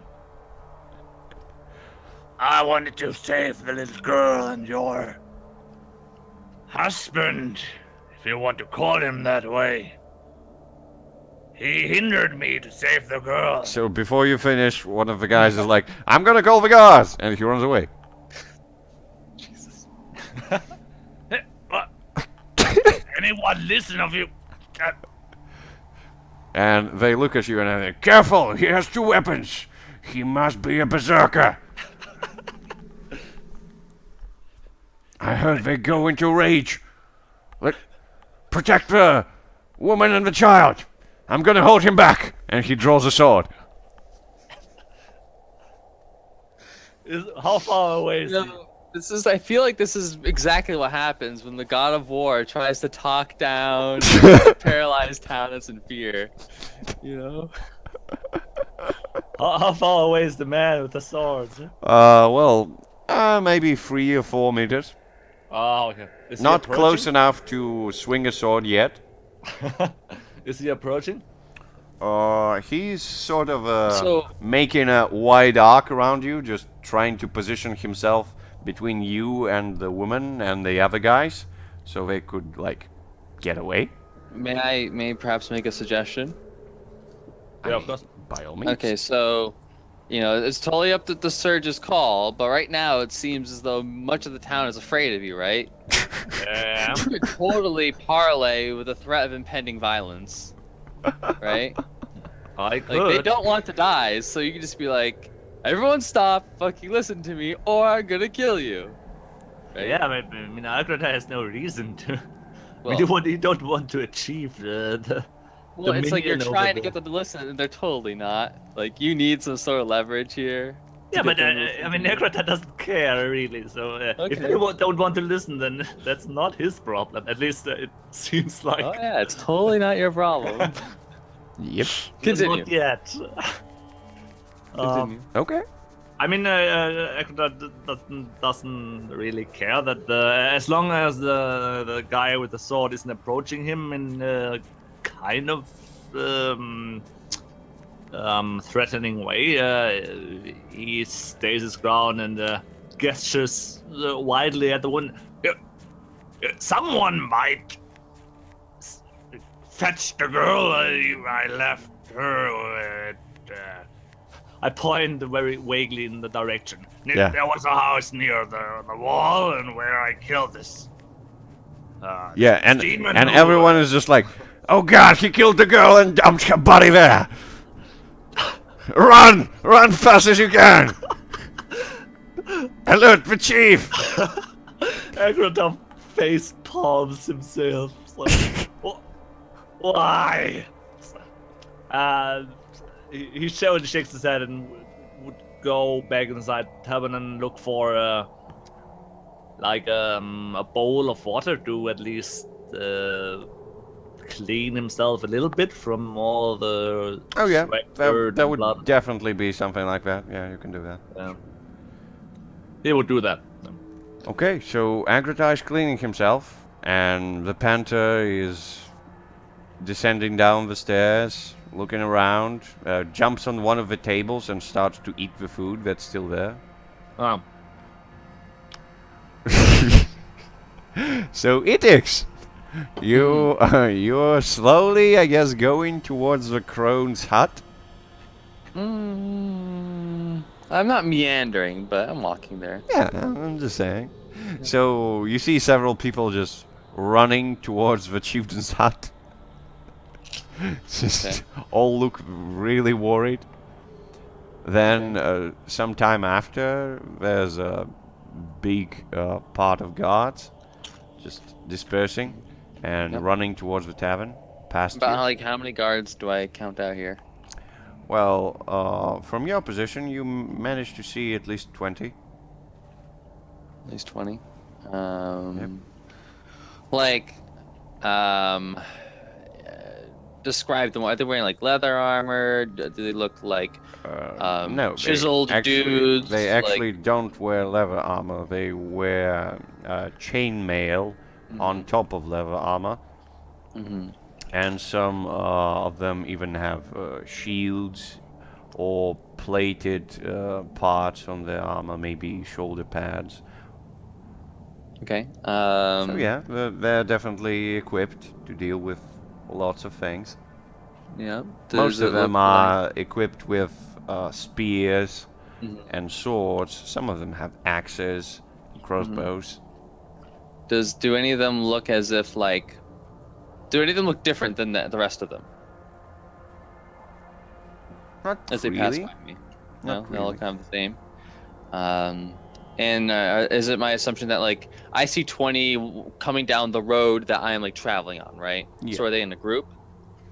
Yeah, Yeah. mostly, yes.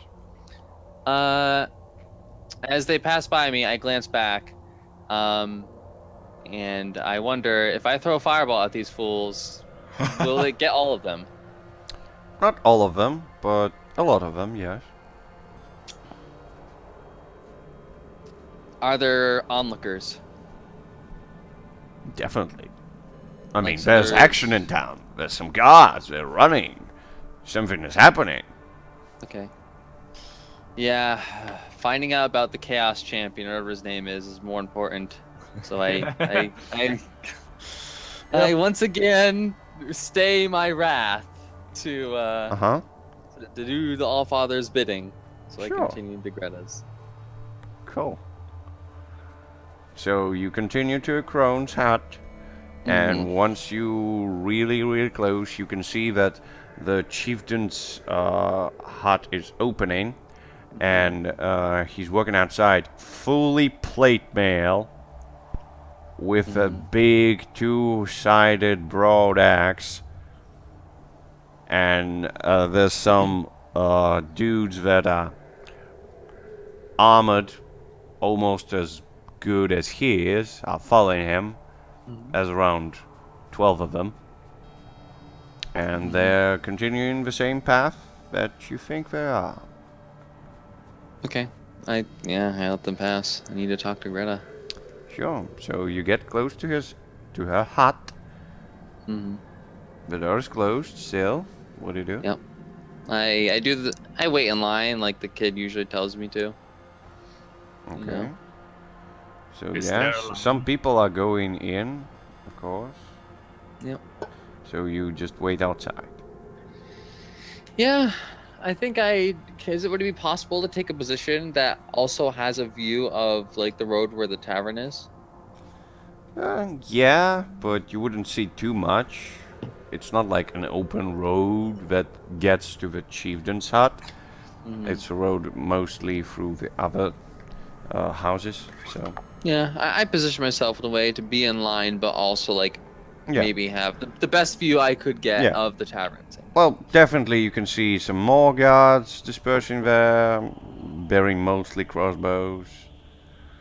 Yeah, so every time as you finish the cleaning of yourself, you can hear soldiers' boots outside.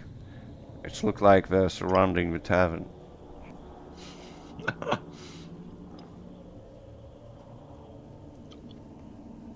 What are those fools doing again?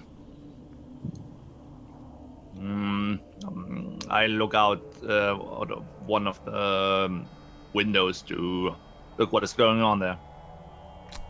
Well, you can see one line of soldiers preparing, shields up, spears up. Probably they're waiting for a second line. I step outside. Okay, you are outside. What is going on here? Did you find the girl? She must be scared. And the guards are, take down your weapons, beast, and keep yourself close to the ground. Then we're not gonna harm you. I look weird here, so I am close to the ground. What? And he's like, just throw your weapons outside. Get into the tavern. Lie on the floor. And wait for the chief to show up.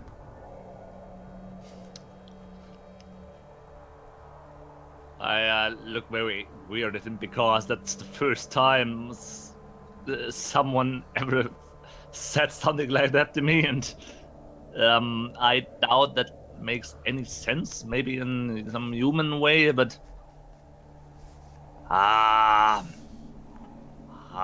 Nope. I don't think so. And he's like, that's your funeral. And you can see more soldiers approaching. so they already closed the circle around the tavern, or at least the front of the tavern. Yes. A wide arc, so to speak. Yeah.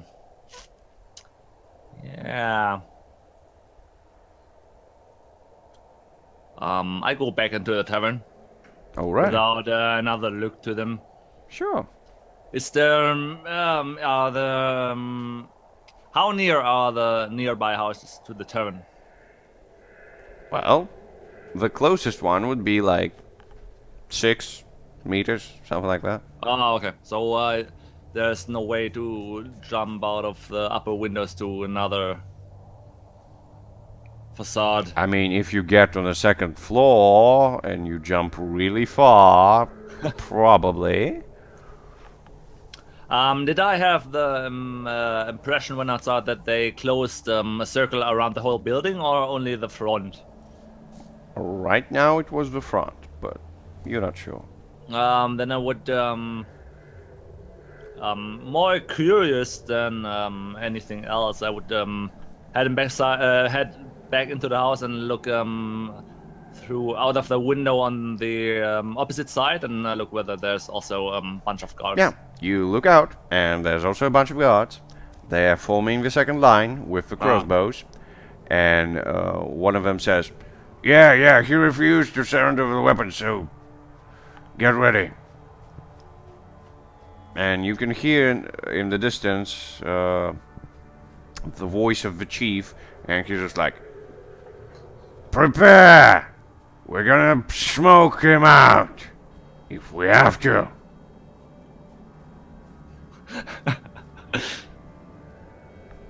I don't want to do. I don't want to.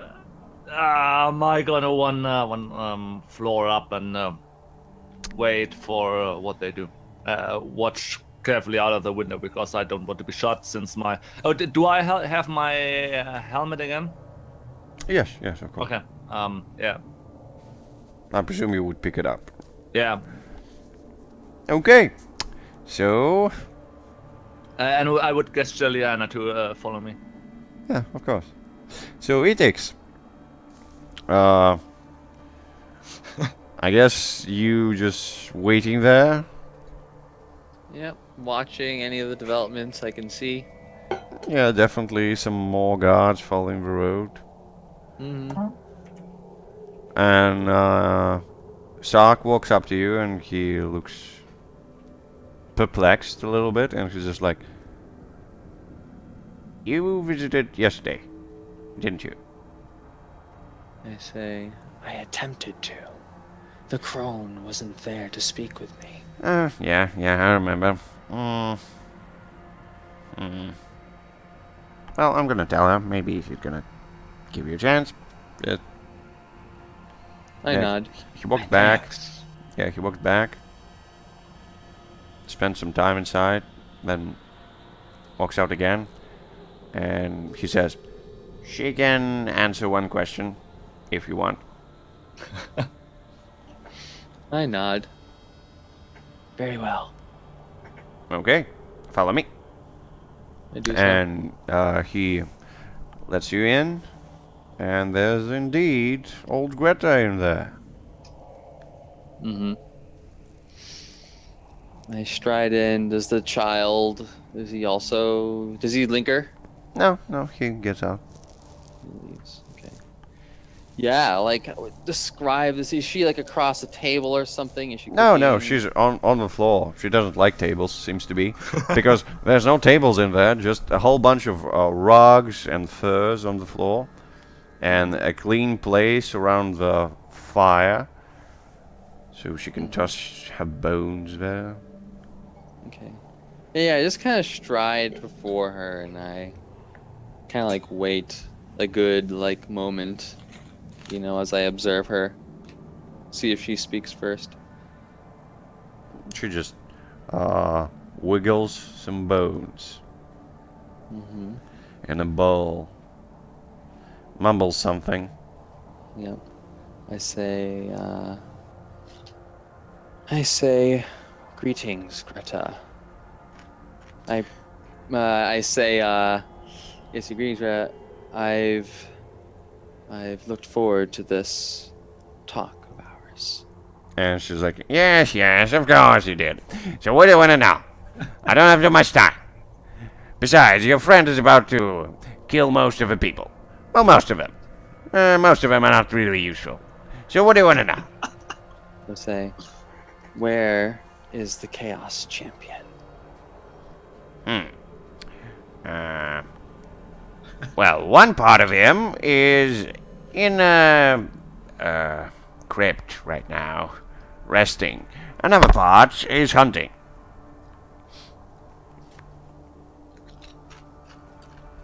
I think it's probably near the lake, slightly north. So, good seeing you. I have other stuff to do.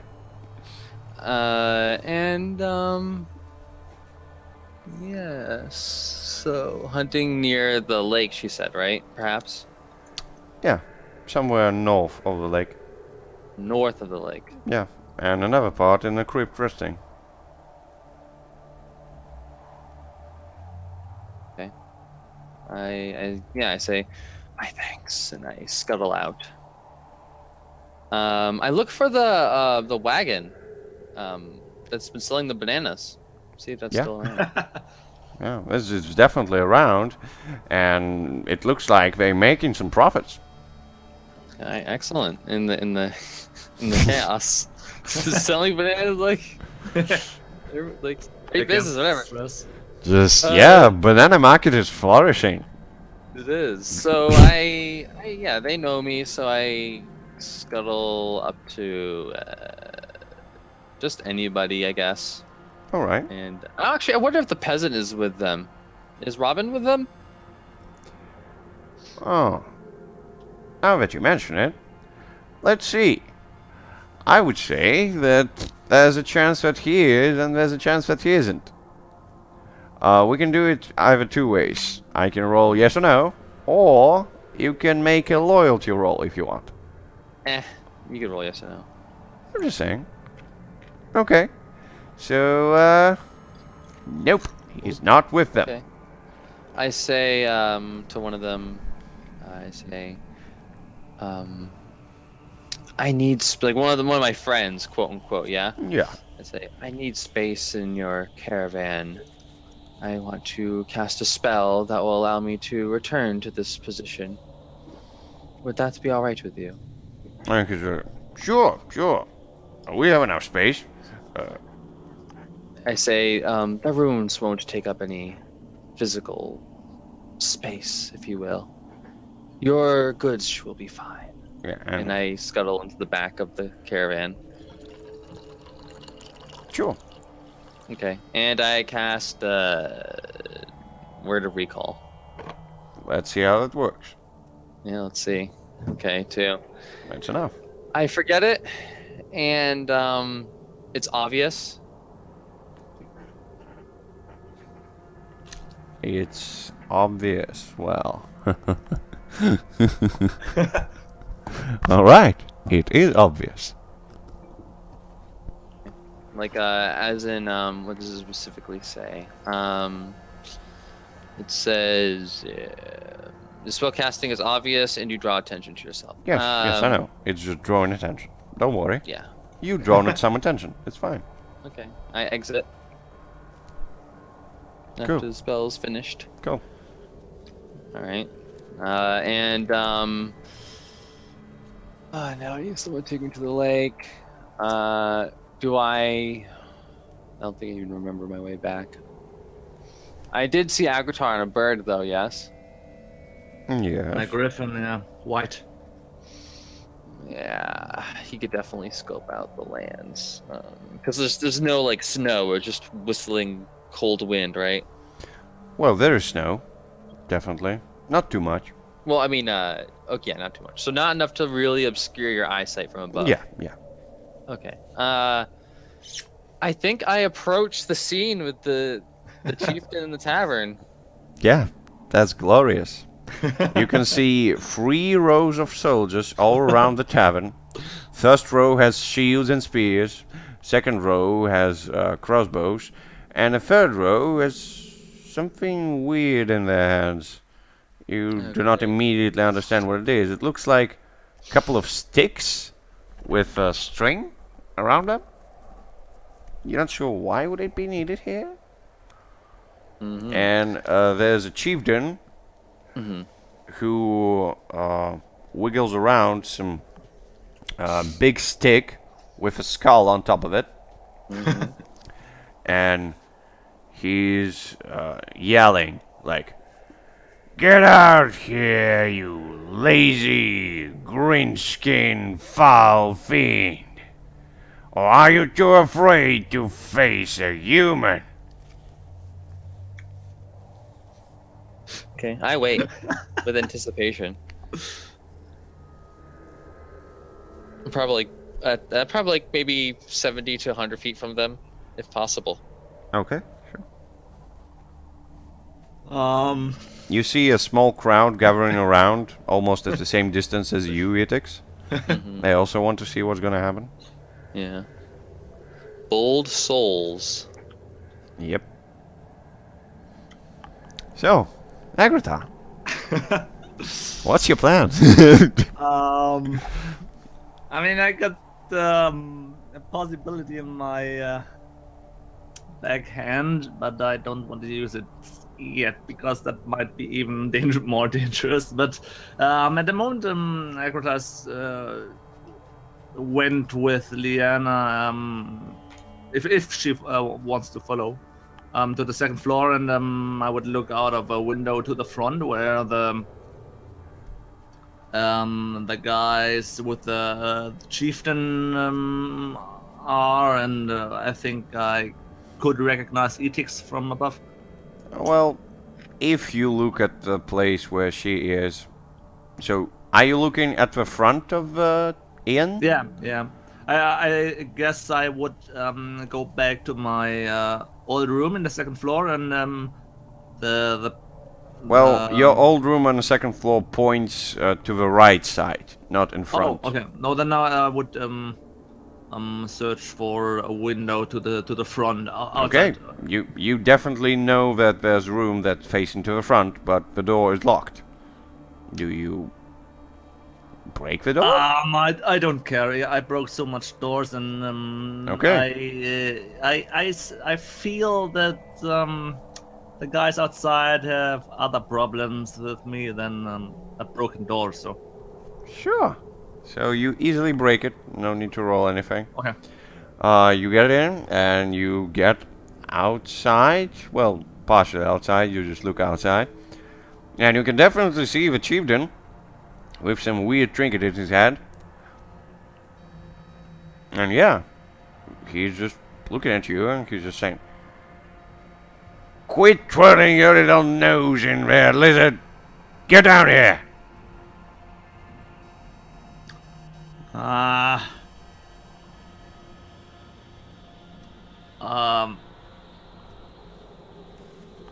Why? I didn't do something wrong. Did you find the girl?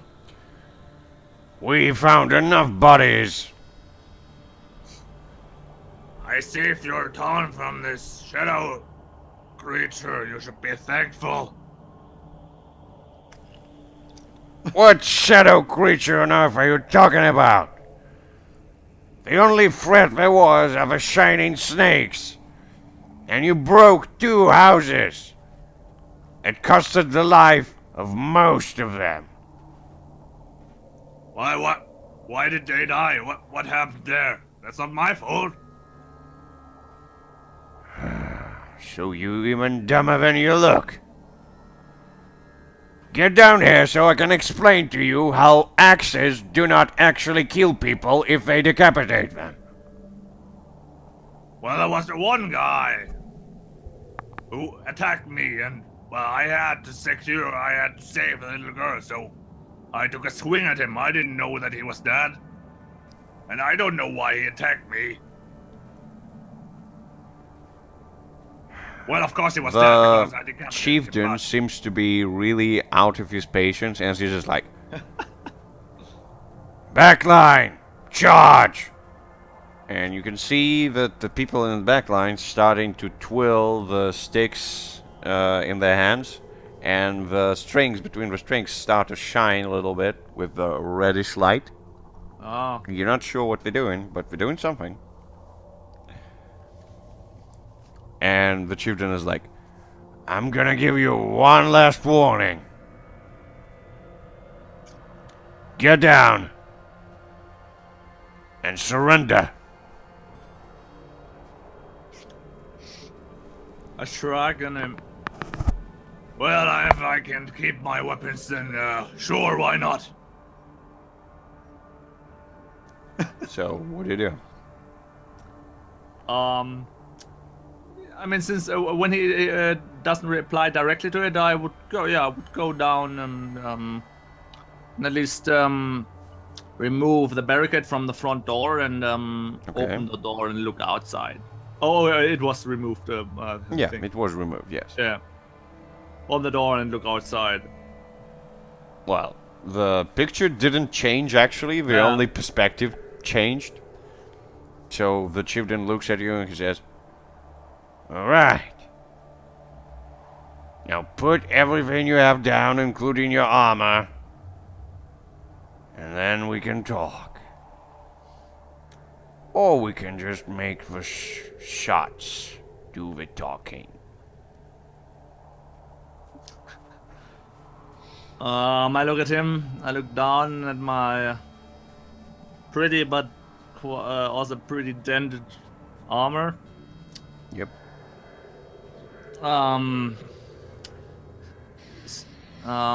What is it called?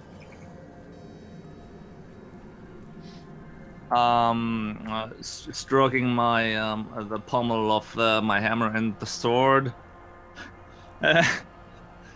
And I mean, I can't deny Agrodar's thinking about a special word to open a special bracelet. But when he sees that the chieftain seems not eager to negotiate on the thing with the weapon and the armor, he goes back inside. Can I ask a question? Sure, sure. How is the sky? The sky is quite clear. It's blue. So there are no rolling clouds that threaten to block the sun? Nope. Okay, continue. Alright, you're trying to go inside. Yes? Yeah. Okay. So when you go inside, chieftain is like, light it up! And immediately, as you go inside, as you close the door and you start thinking like, what should I do? You can feel that the tavern is shaking a little bit. And then it starts to get heated inside. You're not sure why. And it's more and more heated. So, what do you do? I look. Is Liana? Do I see Liana? Yes, she's running down, and she's in the dining room alongside with you. She looks scared. I look at her, and when I feel that's getting kind of uncomfortable here, Yeah. I look at her and Really say loud, "You want to get out of here? Maybe find Denlin." She just very scared. She doesn't understand your language, but she's really scared. I mean, the thing what I'm thinking about is to leave with ethereal travel out of this realm, Uh-huh. and I would like to do it with Liana. I don't want to. So I would try to. Do I have to touch her and carry Yes. her with Yes. me? Okay. Yes. Um, You can touch her, but so I'm gonna ask you. Right now, you know only 2 dimensions. Yeah. You know hell Yeah. and the dark dimension. The what? The dark one, where you Oh, where we fell when you met in the Grief. river. Yes. Yeah, I'm not thinking about hell because, well, I was thinking about hell, but the other thing might be not the better, but maybe another choice. So I Uh-huh. would try to get in touch with Liana, maybe with the pieces of food from the table, or to lure Yeah, her to. yeah, yeah. I get it. I get it. So, where do you want to try to travel? Would I travel in general to the other plane, or right to the place where we were already? Depends on the plane. So could I willingly return to the cave where we met Greaves? Nope. Okay. I have a question. Yes. The people twirling the sticks with the string, are they speaking anything? Nope. Okay, continue. And Etix, you can see that the whole inn is light. It's just burning. Profusely burning. With fire? Yes. Alright. I watch. Kind of like. I watch dispassionately. Waiting for Agrotar to burst out, perhaps, and cull these people. Yeah. I. Alright, so. If Aetix was sitting in a chair, she would be at the Yeah. Nice. Give me a pina colada, you peasant. I'm watching a show. Yeah. And what a show. So. I mean, at the beginning, I was actually thinking about returning to hell because Akrota knows that Denlin was there at some time, so and he has to get out of here. And I mean, yeah. yeah. What could Hell go it is. wrong? I mean, you can obviously rest in hell and then return. yeah, Obviously.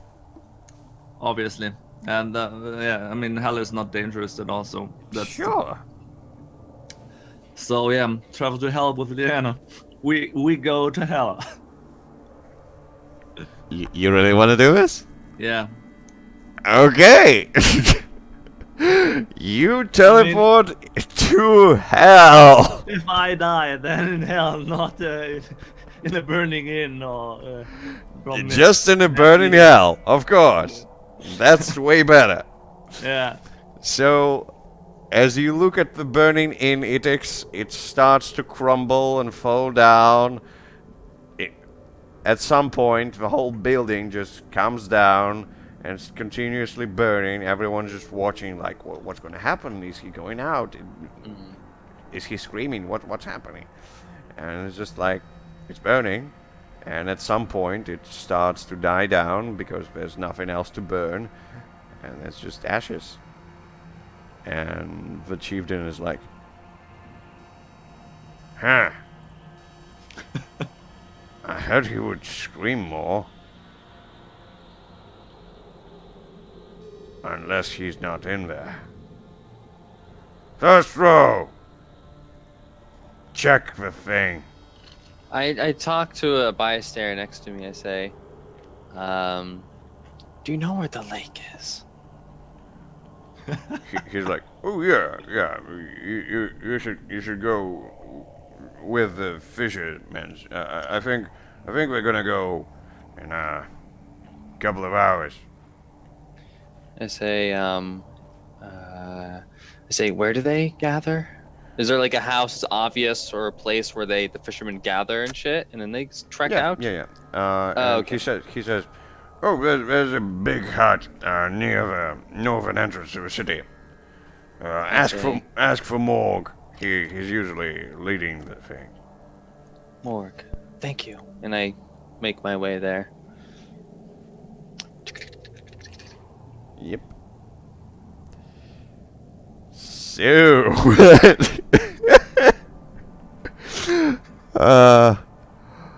I mean, hey, I, Sorry. I, That was unexpected, I guess. let me look at the item. I don't think you have another charge of it. I think, got nothing left at all. That was the last thing I had. yeah. The hunt for the shadow demon was quite exhausting, but I mean, I knew that. I mean, let me look here. So, in order to make it good enough, let me see. Oh yeah. So I'm gonna transport you, Agrota, onto this part here, so you could see it. Ah, Back to the HAL map. yeah. Of course, it's slightly changed.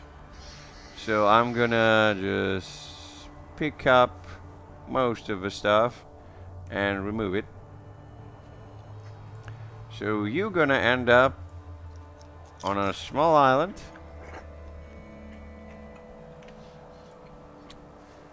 In hell. Yeah. Stranded deep. Yep. Near a big pillar, I would say. Done. Big pillar in hell. Nice. It reminds me of So- some Lovecraftian. So, now we came to a interesting part. Do you want me to? Yeah, we can definitely do it. So, Agrata, I can give you an NPC that would be one of the fishermen. So you can continue with Etix. And Okay. Etix, I can give you Liana, the panther. I mean, I would love to be a fisherman per se, so. But I also. I'll pass up on being the panther. You know what? Okay. Agratar, you lay in the bed you make. Yeah, I do. Oh, all right. So, like, you guys want to stop now or what? I mean, I would. I mean, we could, have Agratar in hell for the rest. That's fine. I'll Yeah. listen intently if you'd like. No. I mean, I don't want to just separate you in this regard. Like, I'm willing to give you NPCs to just play with each other. Oh, It's, no. it's not a big deal. It's mean- fine. I mean, I would be totally okay. I would be quite curious to play A a fisherman. fisherman. So. Okay. Uh, Good. I don't know if you should do that though. Like, I mean, it could get really complicated. Then PvP might even happen because. I mean, I surely won't play against it. I will play. Oh, don't worry. No PvP is gonna happen. It's not a playable character. It's still an NPC. Yeah. Oh. It's just. Okay, More I like see. characteristic NPC. So just stating what an NPC is doing. Yeah. It's better. I guess he's gonna be one of the fishermen's, and his name is gonna be Hasbrin. What? Hasbrin. Oh, Hasbrin. Okay. Yeah. So Hasbrin is your name. And you one of the Hasbrin. fishermen, a very old one, but not very good one. So you do your fair share of the fishing, but sometimes you're lucky and you get a lot of fish, sometimes you're not, you don't get too much. But you rode, nobody's judging you. So most of the folks are gathering around, and Morg is once again checking on everyone, just is everyone ready, is everyone has snowshoes. So, yeah, and that's the moment when Etix comes up. So I guess I go to like the first person fisherman guy who talks to me, and I say like, I'm looking for a job. I'll help carry supplies out to the lake if you like. He's looking down at you like, why would you need your job, girl? You should go help your mama. I say, we need more coin. The family does, and I need to do my part. He's rubbing his chin. Well, you should go to old husband there. He's a meekly one. Maybe he'll need help. I don't know. I say, and what if I have taken a liking to this fishing? I've been once before. He's like, well, a lot of people like fishing. It's alright. I say, then, you don't mind if I accompany you then? Well, as long as you don't yell and scare off a fish. I nod. Of Or course. get drunk. Alright. And he walks out and he starts to gather his equipment. So, do you go to Hasbrin? I mean, Etik's like, just kind of is like at this point where she doesn't want to interact with very many people Yeah. because more interacting means higher risk of exposing herself. Okay. So she's like, all right, I got the okay. Now I just need to shadow them to the lake. Okay. Yeah. So the old Hasbrin just starts to pick up his equipment. Like it's a bit hard for him, so he's Yeah. cursing a little. So how do you curse, Hasbrin? By the lights in the sky, the chest wasn't that heavy last time. And oh my, I can't forget my stool. I can't sit on the ice. Well, damn it.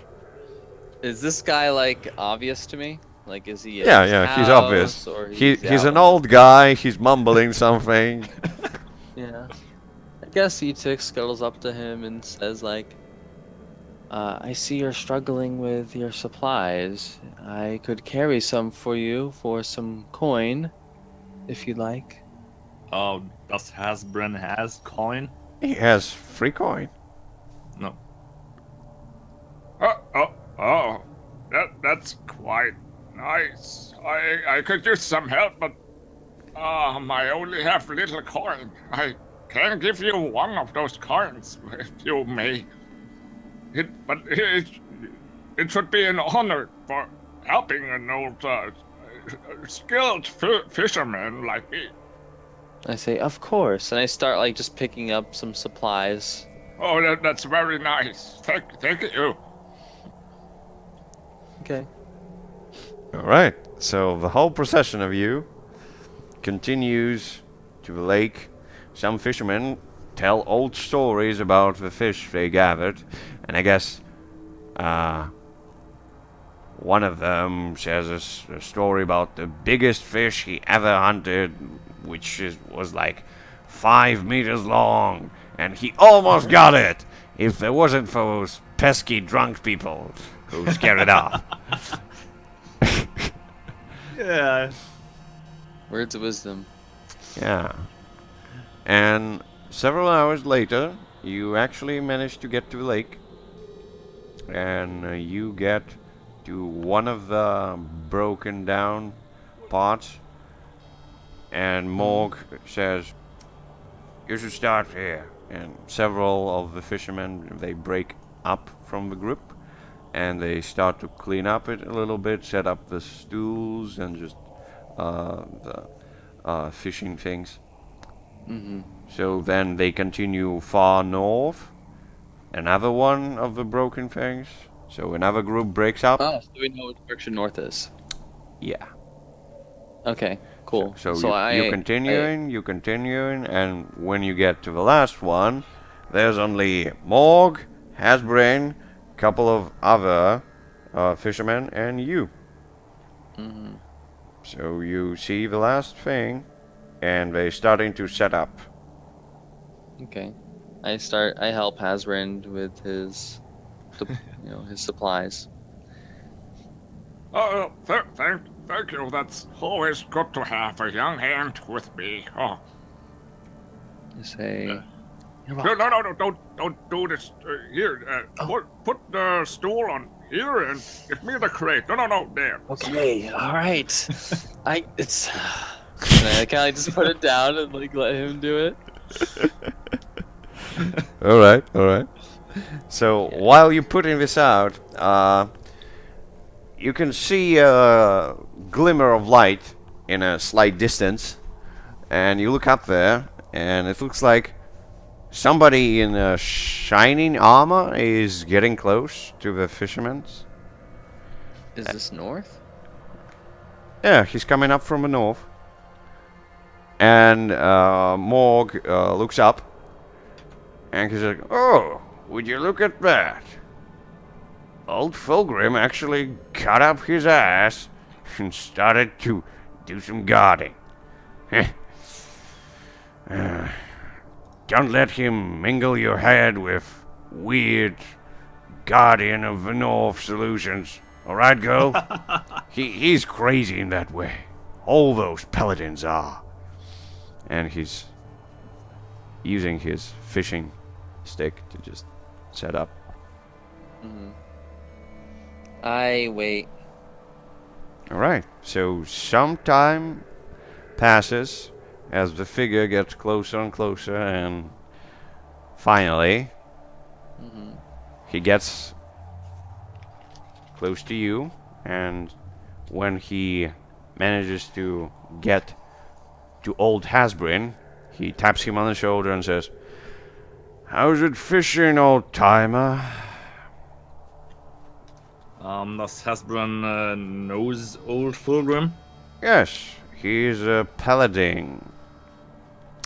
To be precise, he's a paladin of the Burth, the god of stone and cold. Sometimes he stalks this land in order to cull some dangerous prey. Huh. My lord. Oh, take a seat. It's quite early, but I'm confident that the fish will bite good today. It's a good day. Sun is shining. How are you, good sir? He's like, "It's a fresh day, Hasbrin, and I am very sure that some fish would definitely get the bait." And he sets up a small stool right next to you and starts to just look into the water.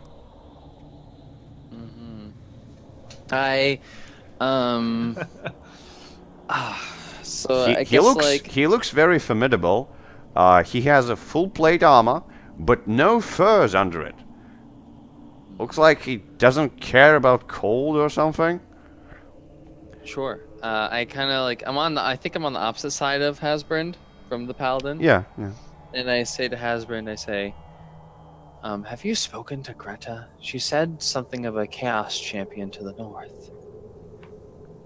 Should we be worried? I say this loud enough for the Paladin to hear it. The last time Hasbrin spoke with Greta, he was trying to find out whether or not he's gonna have some luck on the fishing trip. And she said that if on this day he's gonna follow Morg and he's gonna set up his chair right next to his hole, he's gonna have the biggest catch of the whole year.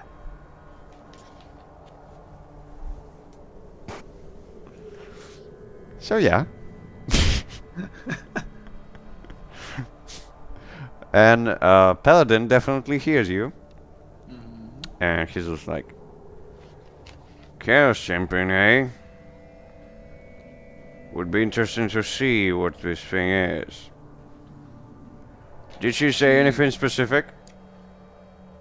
Yeah, Etix kind of like shakes her head. You can see the cloak shifting, you know, to indicate. And she says, let's see. She says that, yeah, to the north of this lake, I thought, and another part of him is hunting. It was cryptic. Greta is like that. Yes, she is. Well, we're here to do some fishing. And be careful, child, not to get into the water. It's cold in there. I nod. Don't be so loud, because if there's noise, then the fish won't come. I say to you, fish won't come if it's loud. No. Of course. And I scuttle to the opposite side of them to, I presume, Morg and some others. Yes, yes. All right, so we're on ice, right? Yes. Like there's a whole. Yes, you are. If I think, like, you know how we flavored the fireball for Etix, right? It's not fireball. Yeah. It's like this Yeah. aqueous orb of poisons. Yeah. If I like hurl the if I hurl the fireball like at their feet, like Paladin and Hasbrin, because he's gonna be right next to him, Uh-huh. do I think that would destroy the sheet of ice that they're upon? Most likely, yes. Starting some shit is risky, but this is probably. Does he have a horse? This Paladin? Nope. He came on He feet. walked by foot. Does he have snowshoes? Nope. For some weird reason, he didn't fall into the snow, even in full armor. Yeah. From weapons, he has a long two-handed sword. I want to. Yeah, I think I like do a good up and down of him, right? Yeah. Looking at him. and Yeah, kinda, so like, size him up he and has just- a full plate, shining, almost silver-like armor, Mhm. a long two-handed sword, and a knife at his boot. Yep. Can I perhaps discern realities upon him or no? Yes. Okay. Who's in control here? You mean the fishing part, or what? The part where, like, if I decide to fight this guy, would I be able to discern who's in control here? That wouldn't be like you're not in a fight with him yet. So Well, I'm sizing him up. you're sizing him up, yes, but you wouldn't know that from just glancing at him. I mean, like, I'm not. Well, you allowed me to discern realities, so I'm asking Well, this question. yeah, but you told me how you discerning realities, and you told me you sizing him up.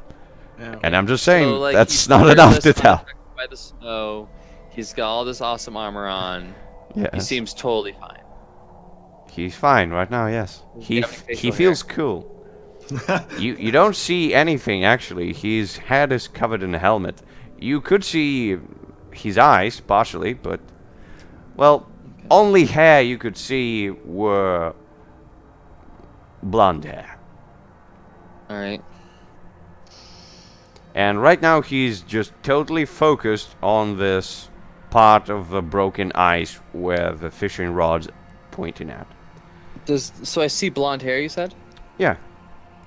Does it look like any of the hair is crystallized with the ice? Nope. Unaffected. I think what I want to do is Yeah, so I'm on the opposite side of him.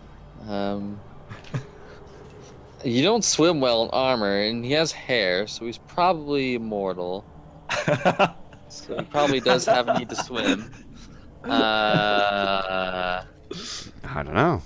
I mean, Heraclius, the former god of valor, also had armor and hair, so. So, as I you think standing I- there, yeah, as you standing there, just pondering on what you should do, Yeah.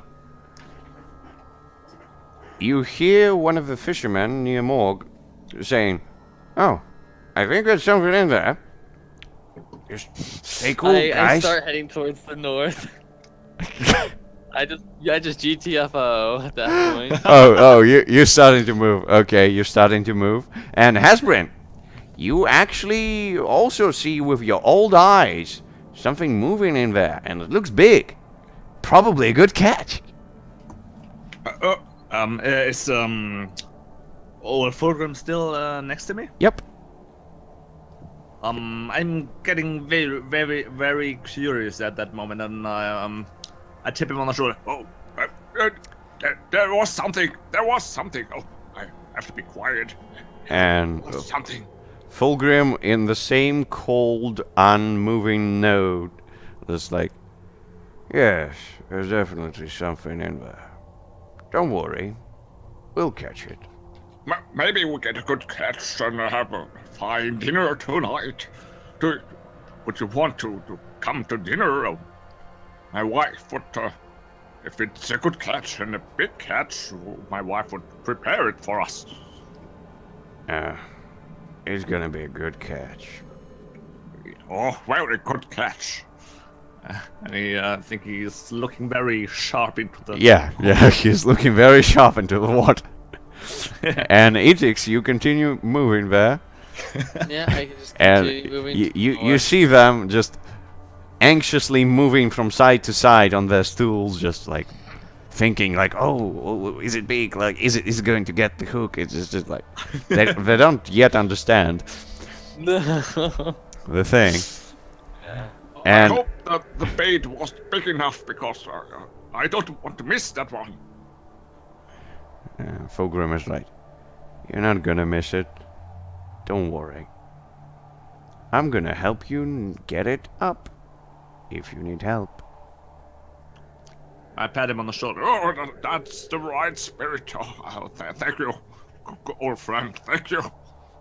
We will get this one. And it's getting bigger and bigger. And one of the fishermen is just like, "What kind of fish is it? Just, what? Morg, have you seen anything like it?" And Etix, you can still hear it from where you are. It's like 15 meters away from you right now. And do you look back at all? Every now and then I glance.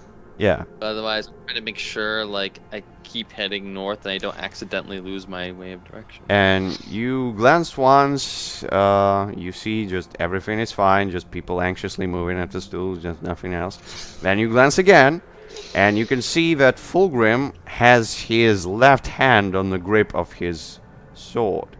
Mm-hmm. Okay. So at this point, Hasbrin, you see a big fish. It blocks almost all the sight of anything else in the water, and it's getting bigger as it moves forward. And at this point, you're not sure if your old sight is tricking with you, or is it actually that big? What is that? That might be one of those. Out of the fairy tale with the giant loose with the. Oh, is it really? Like, he gets down, I think, to the water to Yeah. take a closer Yeah. look. That can't be. It's. And grab the well, You mean the fishing pole or something? yeah, yeah.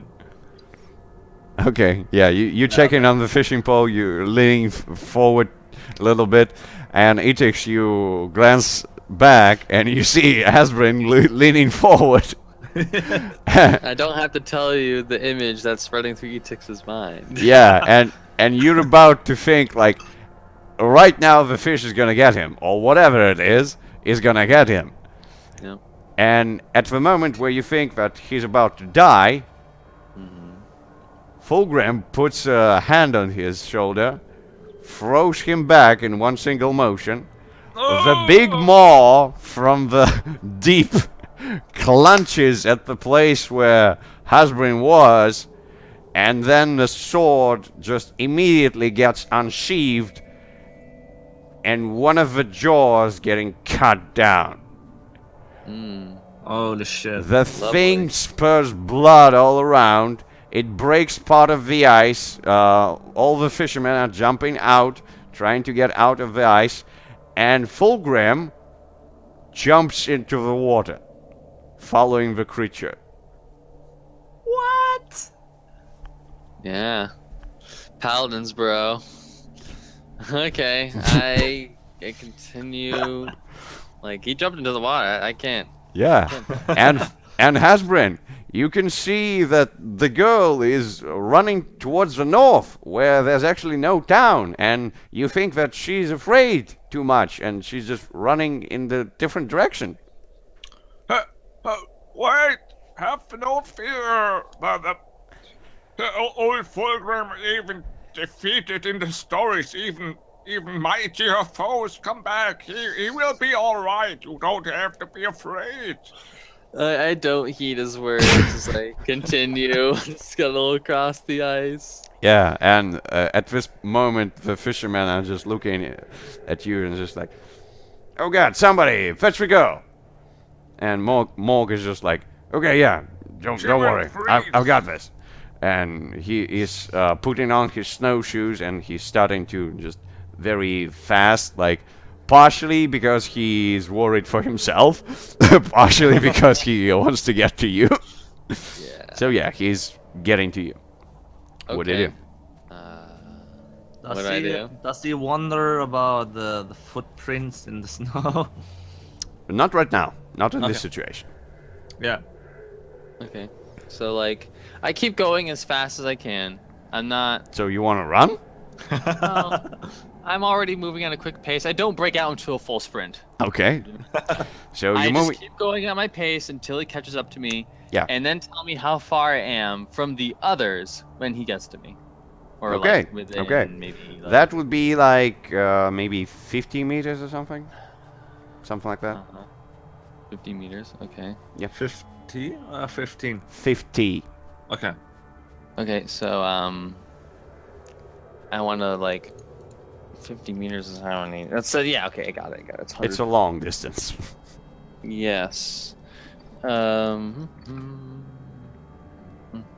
Okay, cool. Like if you want to make it into feet, like I got it. It's 164. Yeah. So he gets to me, and like I kind of turn to him sideways as he approaches, Okay. and I say, "This isn't normal for fishing. You're insane. And he's just I like, could have died back there. yeah, and he's like, "Don't worry, girl. Don't worry. Everything's Don't fine. worry. We'll Did get you see back the into size town." of that fish? And he's just like, "Don't worry. Everything is fine." I have better chances in the freezing tundras than over that fishing hole. Yeah, and you can look at him, and he definitely looks shaken himself, but he's just like saying, "Don't worry, we've definitely seen those fish before, and you have nothing to worry about at all. Like no worries needed. We'll get back to the town. Yes." If you're telling me not to worry about those fish, then you shouldn't be worried about my journey into the tundra. And she's just like, no. Don't be foolish, girl. It's gonna be all right. We're gonna get you back to your family. By the way, who are your parents? I say, Ingrid and Jord. He's like, what? Ingrid? You mean Ingrid from a tavern? I nod. He didn't have children. I say, "You've been out here too long, probably twisted by your sights of the fish. Ingrid does have a child. It's me." He's like, what? No. I've known the wench for years. I say, Right now, he I thinks say, he yeah. thinks that you're a bit confused. "Yeah, it could be, right?" I say, just leave me be. I'm not. I don't want to be there. And I And- start like walking. Yeah, towards and the door. he walks even closer to you, and he's just like, "Don't worry, girl. Don't worry. You're in shock. Everything's gonna fine. Let me pick you up." And Okay, so he's gonna try to lift me. he's trying to So, pick you up. Tell me how he's picking me. Is it under the arms? Yeah, he's trying to do this. Yeah, I he think I thinks just that stiff you're arm a him. little girl. I say, "Back off!" And I just stiff arm him. I just palm to the chest, trying to push him onto the icy floor. Okay, so you want to force him down, or what do you Yeah, want? I'm just gonna push him down. Oh, push him down. Okay, he's Yeah. a grown-ass man, so that would be strength. Okay. Oh, God. Whoa. Okay, you can do it, but Yeah. oh, Ouch. so a precious item. Let's see what you have. I have many things. I immediately see a health potion. I have like a hardy health potion and I have a health potion. Yeah, I would say a health potion. Okay, so describe to me how it gets lost, just so I know. Well, as you shoving him down, he still grabs on part of your wonderful robes, and as he's falling down, he unfortunately tries to grab on hold of it too tightly, and he crushes one of the potions in the pocket. Yeah, sure.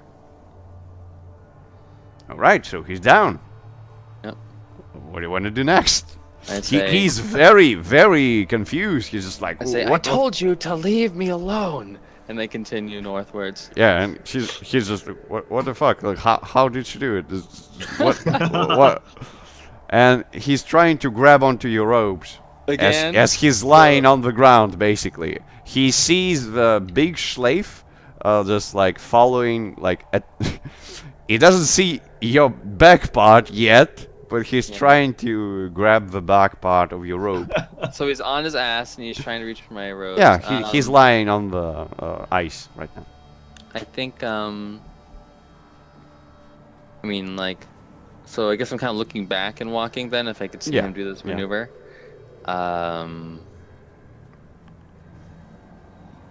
Let me think here. That's not harm, so that is not going to work. Yeah, none of my spells. Yeah, and Alright, can I? So tell uh-huh. me when he grabs the robes. I'm just going to. My plan is that Uh-huh. he's gonna try to pull on the robes. I don't give a fuck. Like I'm just gonna pull harder than him. So Okay, that he- okay, I get it. So, Hasbrin, as you sitting there, and as you see that Morg is getting close to the girl, and then for some unapparent reason, he falls down. Just maybe he just slipped on the ice for some reason. Maybe, and he's starting to grab onto her robes, and right before your eyes, another part of the ice just getting broken out as you see that the beast without its lower jaw jumping out of the ice, just like think of a big murderous dolphin just jumping out, and on top of it Fulgrim with a sword pierced straight through down to the handle into its mouth. And then it breaks through another piece of ice and disappears into the water again. Holy shit. So yeah, Etix, Morg is trying to pull your ropes. Do you want to pull harder? I think I do. And either what's gonna happen in my mind is like if I'm getting what I want here, it's either he lets go because pulling hard, or he gets dragged across the ice. Okay, so that would be strength. Yes. What, Yeah. what is the old fool doing there with the poor girl? And the old fool is getting dragged on the ice, because ice is like that. And let's see, you can do it, but you're gonna end up in a bad spot. And that is. So, do you accept that? So what's the fail state here? Like, if I don't take this, what happens? Do I just get stopped? Yeah, you get stopped. Okay, I'll get stopped. Okay. And I feel him tug on the robes, and like I don't want to damage them at all, so I don't pull as hard as I'd want to. And I look back to him and I say, like, is he sitting on his ass? Is he on his belly? Is he He's on his feet? belly, basically clinging to your robe. I turn around and I say, "Are you deaf?" And I punch him across the face. Oh, so you walk to him and you want to punch him. Okay, Yeah. sure. Bitch slap him. So I presume we can just do damage. Why not? Okay. Okay. You knock him out cold. Just boom, and he just boom. Let's gasp, and he's unconscious on the ice. Okay. I continue my merry way. The other fishermen are very perplexed by what the fuck is happening right now. Like the giant creature, then the little girl just knocking out Morg. That's really weird. Yes. He had it coming, I guess. Let's see to him, guys. Maybe. And as Hasbrin speaks these words, the ice below him breaks up, and in the next second, he is right next to Fulgrim, basically clinging onto his armor, riding the big beast, who is breaking all the ice on the surface, trying to shake them both out, but the grip of Fulgrim is strong, and he has his sword deep into the paw of the creature. So, when you look back, Idix, this ice-crushing machine is moving straight towards you. Icebreaker. Hey, like I didn't put myself in a bad spot. No. You're not in a bad spot yet, but it's just this thing is moving. Uh-huh. Well, I think... And I guess Fulgrim would have a lot of fun if he wasn't that cold, and Hasbrin would have a lot of fun if he wasn't that afraid. Yep. By the gods, what is this thing? Alright, I think Etix turns around and she... Yeah, like... You can totally move aside and just ignore them, just let them pass. I could, but they're moving at a breakneck pace, and we're just moving out of the side. It would do the trick, yes. It's not that fast. The beast has to break the ice. It's still some effort. This is dangerous. I can't, like, before me to the north, I can't tell if the ice is stopping or not, right? Unfortunately, you can't. You don't know where the end of the lake is, exactly. Okay, so what happens is, you see Etix, maybe from, like, Harbrin's point of view, and she just, like, the road figure raises a hand, and we see, like, just this pool of water begin to form, and it expands, and then she just levels it down as it hurtles towards Fulgrim and the beast. So I'm casting Fireball. Sure. Hopefully this goes well. Okay. It has other effects, and it's obvious I have cast the spell. So you attract more attention. Good. And I was thinking where I'm gonna use it. this is a nice timing. So you definitely cast a fireball, so you can roll damage if you want. I would love to roll damage on them. 2d6. Ignoring armor. Sure. Solid. 6. Uh, Yeah. That's good. average. That's good. You can definitely see that it hit Fulgrim full on, and it hit the fish full on. Hasbrin was behind Fulgrim. He was burned a little bit, not dead. And of course, Fulgrim is not dead, of course, and the fish. But it did stop them a little bit. And the other effect was that the fish actually jumped out of the water, and it's right straight up on the ice. And it was moving at the speed enough, but it couldn't break the ice with the impact, because it didn't jump that high. Right. So the biggest fish you've ever seen that looks more like a white crocodile than a fish is sliding down on the ice right next to you as Fulgrim just slowly but steadily move his sword inside of the creature's skull to the other side, just basically cutting through it. Oh, okay. So I'm trying to understand. Like, they were a distance from me. I threw the fireball. Then the creature leapt out of the water and No. Fulgrim with it. It didn't leap. It was thrown out of the water by the impact. Okay, I see. So it landed on the ice itself, so now it's skating. Yep. Like I said, it looks like a white crocodile with a fishtail. And Fulgrim is trying to decapitate it slowly. Okay. And Hasbran is directly behind Fulgrim on the thing. Yes. Oh. Kill that Fulgrim!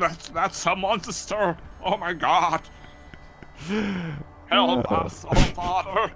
And Help yourself. and when the thing actually gets close to your feet, it takes Oh, it's still alive, and he's driving the blade into yeah his skull. yeah. And I would throw another fireball if I could. no, I mean at the point where it's getting close to you, it's gonna be like mere seconds. Okay, got it. And got it. by the point that it's there, its head gets separated and skates slightly forward as Fulgrim just steps down. You don't see any water on him. Yeah. I say. He gives a hand to Hasbrin, just like, get up, old man. Wait, Hasbrin is with us now? Yeah, he's on the he's- big fish. He got thrown as well. Yes, yes. Oh, okay. Got it. Basically, Fulgrim was holding to the grip of his sword inside of a fish, and Hasbrin was holding onto Fulgrim. Yeah. Oh, okay. Now I get it. Yes. Yeah. Wow. Okay. Yeah, if he's next to me, I say, "My thanks. Impressive." Yeah, he looks down at you, then he looks slightly at the distance, and now it's time to find out whose attention you actually grabbed. Okay. And it's gonna be that. Oh, Wow. That's Oof. tough. And the murderers. yes they are. I don't know what the tags are gonna be, but they look like Yetis to me. So, 5 tags that is. They're devious, stealthy, intelligent, terrifying, and forceful. Holy shit. Oh god, they're obviously... Yes. They're not only Yetis. They're Stealthy. black Yetis. You know, the most stealthy color against Yes. the white background. Yes! And the most funny part is they're so good at stealthy that you can't see them up until the point that they're right in your face. And let's see how many of them are. So it's a 3d2. I mean, in 5 of them. biology, you have this blind spot in your vision, so they moved right into this spot, I guess.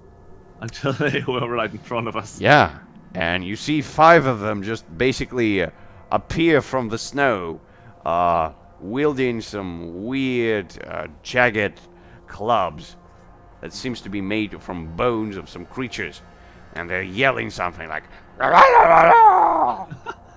Lovely.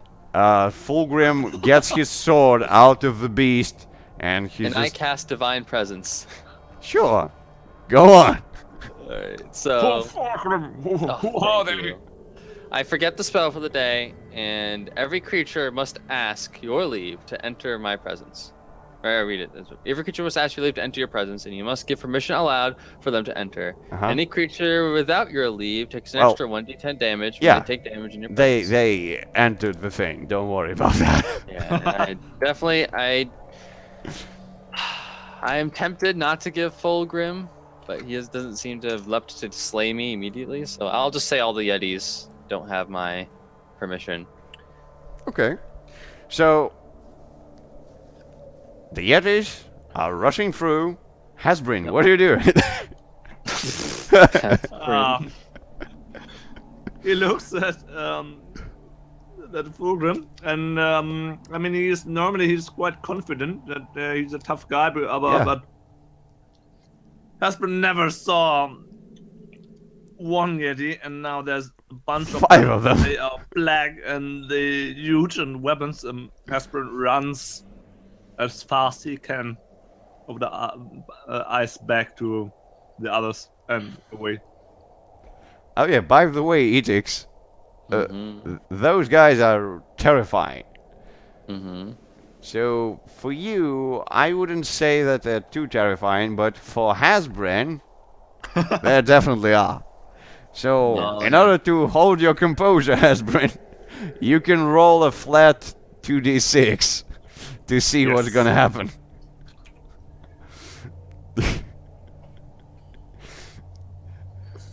Okay, so you can actually keep your composure enough, but you wouldn't be able to do too much in the fight. You would probably be hiding behind the meat sack of the big fishy crocodile. Stumbleback hiding behind the meat.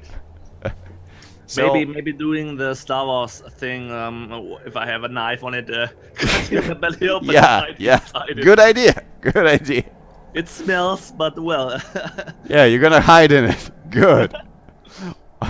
Old Hasbrin knows some tricks. Yeah, exactly. Good work. So, Fulgrim has his two-handed sword at the ready, and he's taking a fighting stance. He looks down at you. At this moment, he would probably understand that you're not just a child. Yeah, like at this point, we see, like there's this halo of like purple rain that's expanding around Etix, that being her divine presence, and it sizzles off the black yetis. Yeah. Yeah. And he's just like, interesting. We should talk after the battle. So, like, tell me, have they surrounded us, or are they like a group of 5 charging towards us? Yeah, they're just charging right now. A group of 5 together. They think that they're terrifying enough to shake you all, but they managed to shake only Hasbrin, partially, because Paladin doesn't seem to give 2 shits about them, and you used to be a god, so you don't really think that they can do anything. Yeah, exactly. So they all have clubs, correct? Yep. Clubs. And they're big gold clubs, not just like... Big bone clubs, yes. Big bone clubs. Do I have time to cast a fireball before they crash with us? Not really. Okay. Well, I'm gonna cast it point blank anyways. Hello? Yeah, I get you, but they gonna get to you before that, so you wanna ignore the damage and just do it? Alright, so you're asking me how I'm defying the danger. Yeah. Let's see here. Well, I'm defying the danger of them, obviously, by killing them first. No. You won't be able to kill them. If they had less HP and you would be at least capable of killing them Yeah. with one fireball. I would give you that, but no. All right. So I think like as the thunderous clubs come down, yeah, like I have the body of a god, so I just like You don't have a body of a god. I endure but the hits. I just endure them. Like I take it blow for blow. I let them break themselves upon me. Okay. But of course, I will not break before they. Newsflash. You're not a god anymore.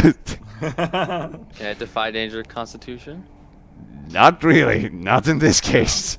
That All would right. be quite deadly, I I will guess. cast then. It's I will cast it's invulnerability. it's a defy danger. Before you cast anything. I can't cast immunity. No. Why not? That would be effectively defying the danger.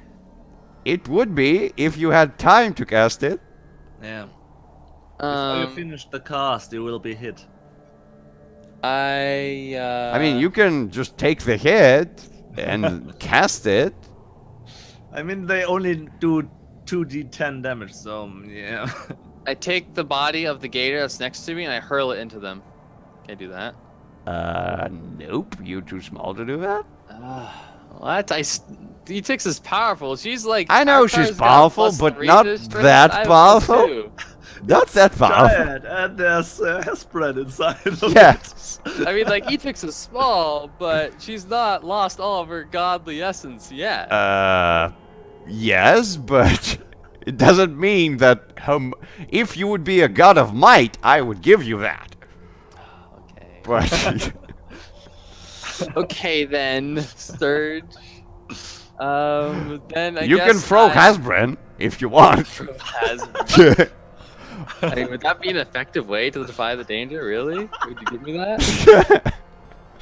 Like you described like 5 big Yeti men, like one I has. mean, it could make them stumble. Yeah. Okay. I'll buy time with Hasbro. Well, okay. Hespred will try to hold on the intestines. Okay, cool. So you roll strength, and Hasbrin can roll a flat to try to interfere. He's gonna do that to me. Why not? Yeah, it's. I mean, he wants to survive, and the carcass is his only chance. That's his biggest Alright. catch in his life. Yeah. All right. Oh, please fail, Hasbrin. Oh, shit. Yay! Hasbrin flies away. Does he do any damage to them? I think he can do. No, I don't think he can. Well, why not? They're Doesn't one do two? they're too thick-skinned. Come on. They do stumble, and they just beat him You should slightly. just give Hasbrin a little bit, you know? Just Just give Hasbrin his moment of glory. even if he could do damage, the thick skin wouldn't. Okay, fine. Yep. Yeah. So, as Hasbrin stumbles through their feet, they're trying to jump over him. Some of them stumble, some of them fall. Some of them just moving to the side. Most of them look at Hasbrin, and he's old and scrawny, and he's shriveling around like, no, don't kill me. So they're just ignoring him, and they're trying to run towards you, and of course towards Fulgrim. And you I bought time to cast the fireball. yeah, and you see Fulgrim. He is fencing with just great precision.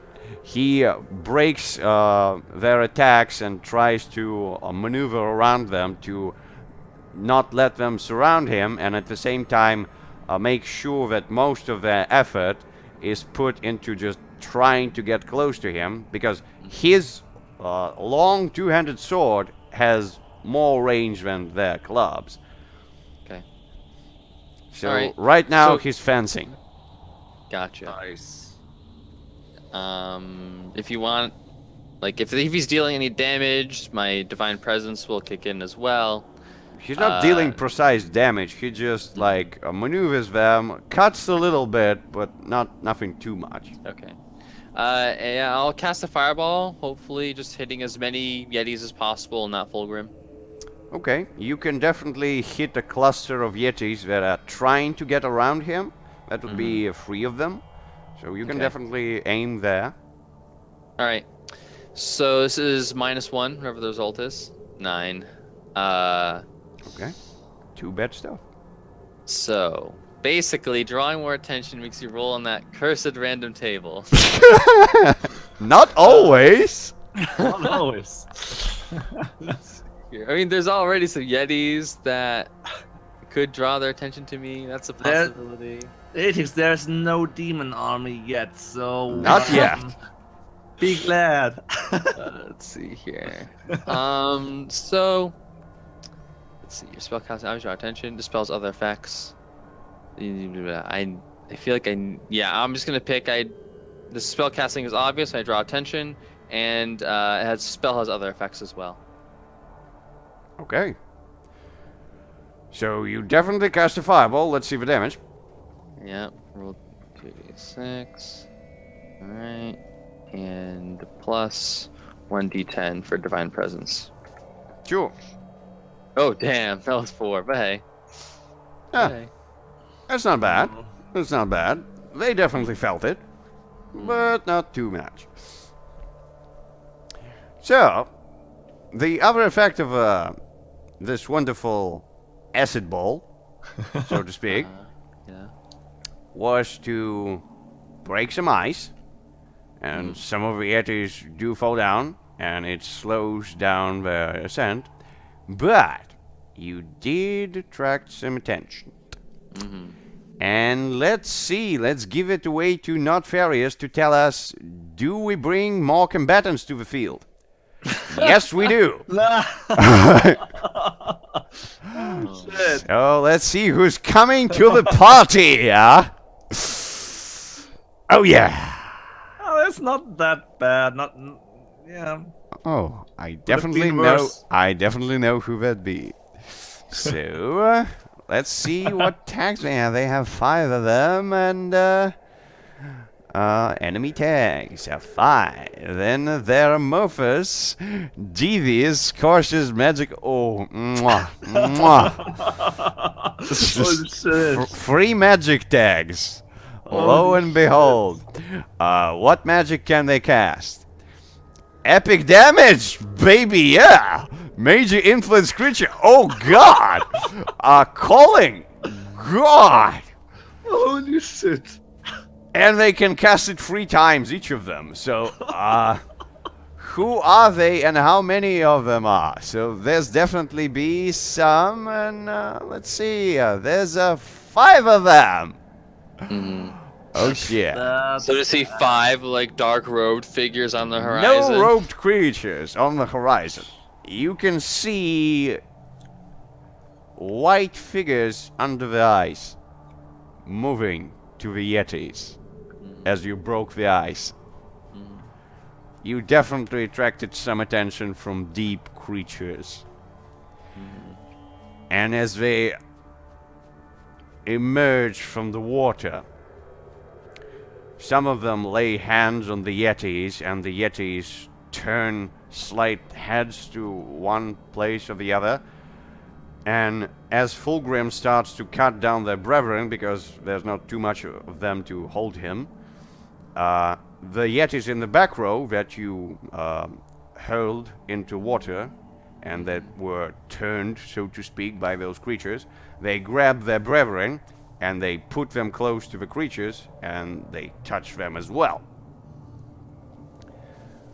So now you have a combined force of Yetis and those damn creatures who are changing forms constantly. Basically, they're liquidated. They're not constant, and they are emerging, then getting down into the water. And you feel like they're gonna move towards you, towards Hasbrin, towards Fulgrim, and try to do something nasty. So I can't see them right now. Not right now. And she says, Fulgrim, or she says, I need to say it in Etix's voice. Fulgrim, you should take an apple. And she teleports to the caravan. What? Apple is the command word for the spell. Oh. Yeah, of course. Of course. Of course. Yeah, right. So, you are back at the caravan. Yay! Hooray! Etix survives. Yes, she does. Alright, well hopefully Fulgrim is a real badass and kills them all. But We'll hey, see. We'll see about that. I think we could continue from here, but I mean, it's a good place to stop. Yeah, I Yeah. agree. I agree. Well, so I'm gonna cut down some musics and we can go for wonderful questions. So, Holy shit. did you learn anything new about Mortal World? How about not killing people usually? Mortals are upset if you kill their own. Usual stuff. And if you rescue one of them, they are still angry. So, I don't think we learned anything new. Humans being humans, yeah. yeah. Okay. So did you finish a given quest? I would say that's no. Nope. No, I tried. And did you prove yourself capable to achieve ascendance? Well, No, I didn't defeat those things. Yeah, you didn't. You just escaped there. You didn't take them head on. But I did stiff arm him, man. yeah, I wouldn't say. Well, I guess Agratar. Agratar could have a chance. Could have a chance if he stayed and fought, but he didn't fight them. Yeah. He just escaped into hell. Yeah. Well, if you can define that as escaping. Yeah, that's the thing. The greater and lesser evils in this world. I mean, I honestly thought that you're gonna go with a dark dimension, but okay. Hell is also Yeah. fine. You have lots of friends in there. Yeah. And I mean, in the back of his head, Agratar still thinks about Denland. So and that wouldn't be the first time one or two of us went back and forth to hell. So What that could was go also- wrong? Yeah. All right. But coming through alignments, I would definitely say that Agratar managed to ensure a convention of a civilized world. Yes, sir. Even few of them, I would say. Yeah. So, and about ethics, let me see here. So, you did harm some people, but I'm not sure that proved superiority of your devotion. Yeah. It's a tough one to prove superiority just by hurling acid balls. Yeah. And old man. Yeah, and old people just hurling them around. Hey, you gotta use what you got. Yep, that's for sure. Alrighty then. So how did you like today's session, guys? I think it has comedic value for sure. Yeah. I mean, I didn't think that Agratar would go on a full killing spree during the night. Neither did I. Yeah, but okay. I was surprised to see Agratar just do all that shit. Yeah. I was surprised Like in too. my head, I was like, the girl is the beast. It's a shapeshifter. Like that's it. Like That wasn't the case. Actually. I know. But I thought she was when she was like, "Oh, I just opened the door looking for my cat," and I was like, that's a little I was weird. waiting for Agratar to just chop her out. But he didn't. Not about that, but And then I'm like, oh, so Agratar likes little girls. Okay, well, let's do this. Yeah, it was we had good laughs, you know, otherwise okay. I mean, we didn't do too much, that's for sure. Yeah. I guess Etix was the only one who was concerned about the quest. yeah. And At least I would for the say night. that you did come close. You did Yeah. come close, but not close enough. Come close to what? The quest? Yeah. Uh Well, hey, you go. Etix is her powers are better as supporting, and like if Agatar was going to burst out of the house, like because at that point, like Etix figured out where she needed to be, like she would have just helped Agatar murder yeah. hobo everyone. Yeah, exactly. I mean, I thought about that, but yeah. You know, you could give you an extra D10 to kill all of them, and like hurl fireballs at all of them. It'd be great. Yeah. You know. What could go wrong? Yeah, what Yeah. could go wrong? We fight a man, you know, like Akatar's the god of war. This chieftain can't do shit. I mean, I thought in some way I really enjoyed what happened all the night because it wasn't. On the one hand, it wasn't intended, and I knew it wouldn't be the wisest thing. But on the other hand, it fitted so. In my opinion, it fitted so well to Agrata what he would do, and he wouldn't simply, yeah, okay, let it go and go back to bed. Nope. He didn't kill anything in the last days, and he got the awesome sword and destroying stuff. So one came to the other. Mm-hmm. The sword seems to be like wanting to destroy some stuff. It just wants to destroy stuff, like Yeah, the usual Doom sword kind of thing. yeah, and I mean, Agrata is the perfect guy in some sort Yeah. to have something like that because He found a perfect partner for his crime. to whatever end. But I mean, I at some points I didn't. I thought about I could die, especially after the breaking down of the door with Oh, you liked the angry Smurfs? yeah, absolutely. Because Like you can think of them as Smurfs without funny hats and with very very serious faces. Like you just broke our shit, man. We're gonna fuck you up. exactly, and because that was the point after all the recent killing, especially with the sword, which everything went somehow well. Agrata killed everything he met.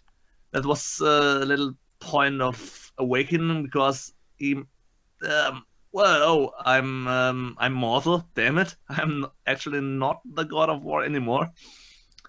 But and then Allfather, yeah, okay, I'm give him what he wants and make them Yeah. simply bigger.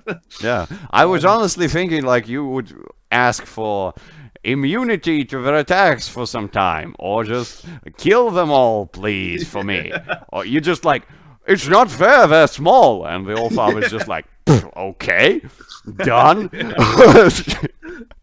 yeah, I mean, this it would have been the easy way to let them destroy. I think. I mean, it wouldn't have been the first time, but Agritar needs like an area melee weapon that he could just cleave hordes with, you know? Oh, he can I mean, cleave, but yeah. not like full on area like anything in the proximity. Mm. He can cleave, all right. Well, yeah, but like that in that manner, you at least from what I'm interpreting is you roll your damage and then you deal like you deal that set amount of damage to one after another. So like, okay, this guy's 2 HP, so you deal 8, so you kill Oh no! 4. If he uses a sword, the number of damage is just like how many he killed, yeah, because the sword kills with one swing. Oh shit! yeah, the Doom Sword. Yeah, of course there's Is that the some. one that keeps whispering to him? Yeah, just some downsides to using the sword. Just some. Yeah, not notable, but Of course, yeah. Just something subtle. you wouldn't notice that too much.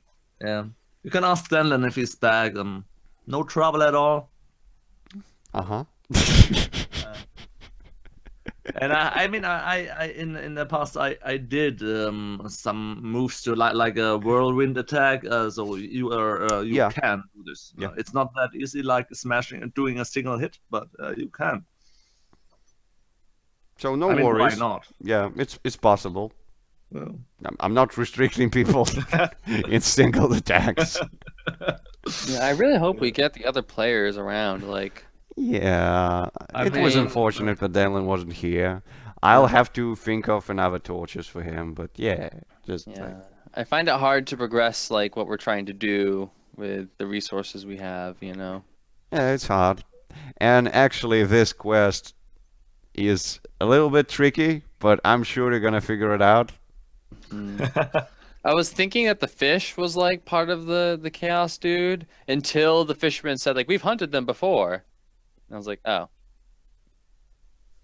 I 'cause, mean, like, it makes sense for the paladin to hunt that guy. technically, he was bullshit in it because the Well, fisherman he was afraid.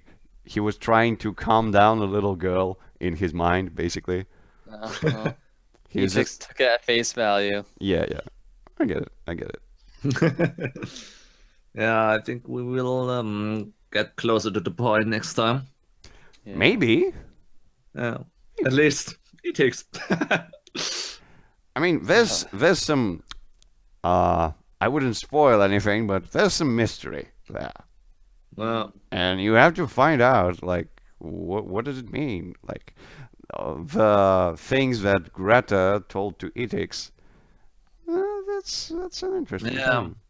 I wrote that down, so Yeah, yeah. One Yeah, I'm question. curious. Bullshit.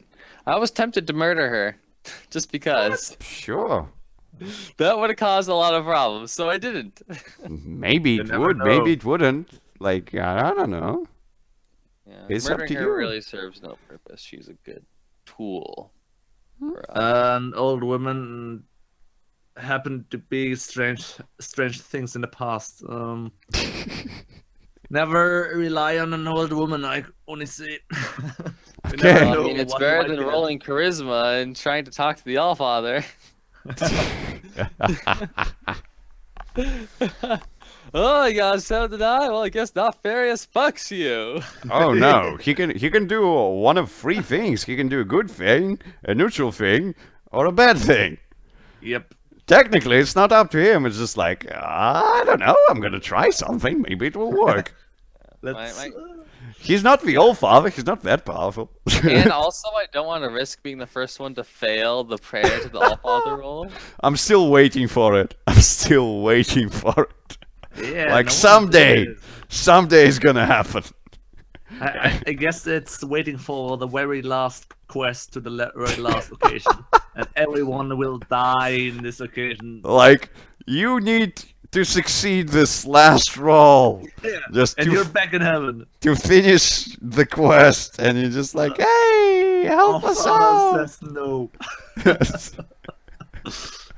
But that would be glorious. Yeah, that would be. They really enjoyed the session, so. Well, anyways, if there are no more questions and/or suggestions, I would bid you adieu. And that was a good night. Yeah. Yeah. Good Um, night to you guys. I do want to talk to you privately for about a moment, sir. Oh, sure, sure. Hmm. So, yeah, we'll finish the main thing and we'll continue on. Alrighty. Cool. So have a good night and see you next Friday, I guess. Yep. Yep, You take got care. it. Nice.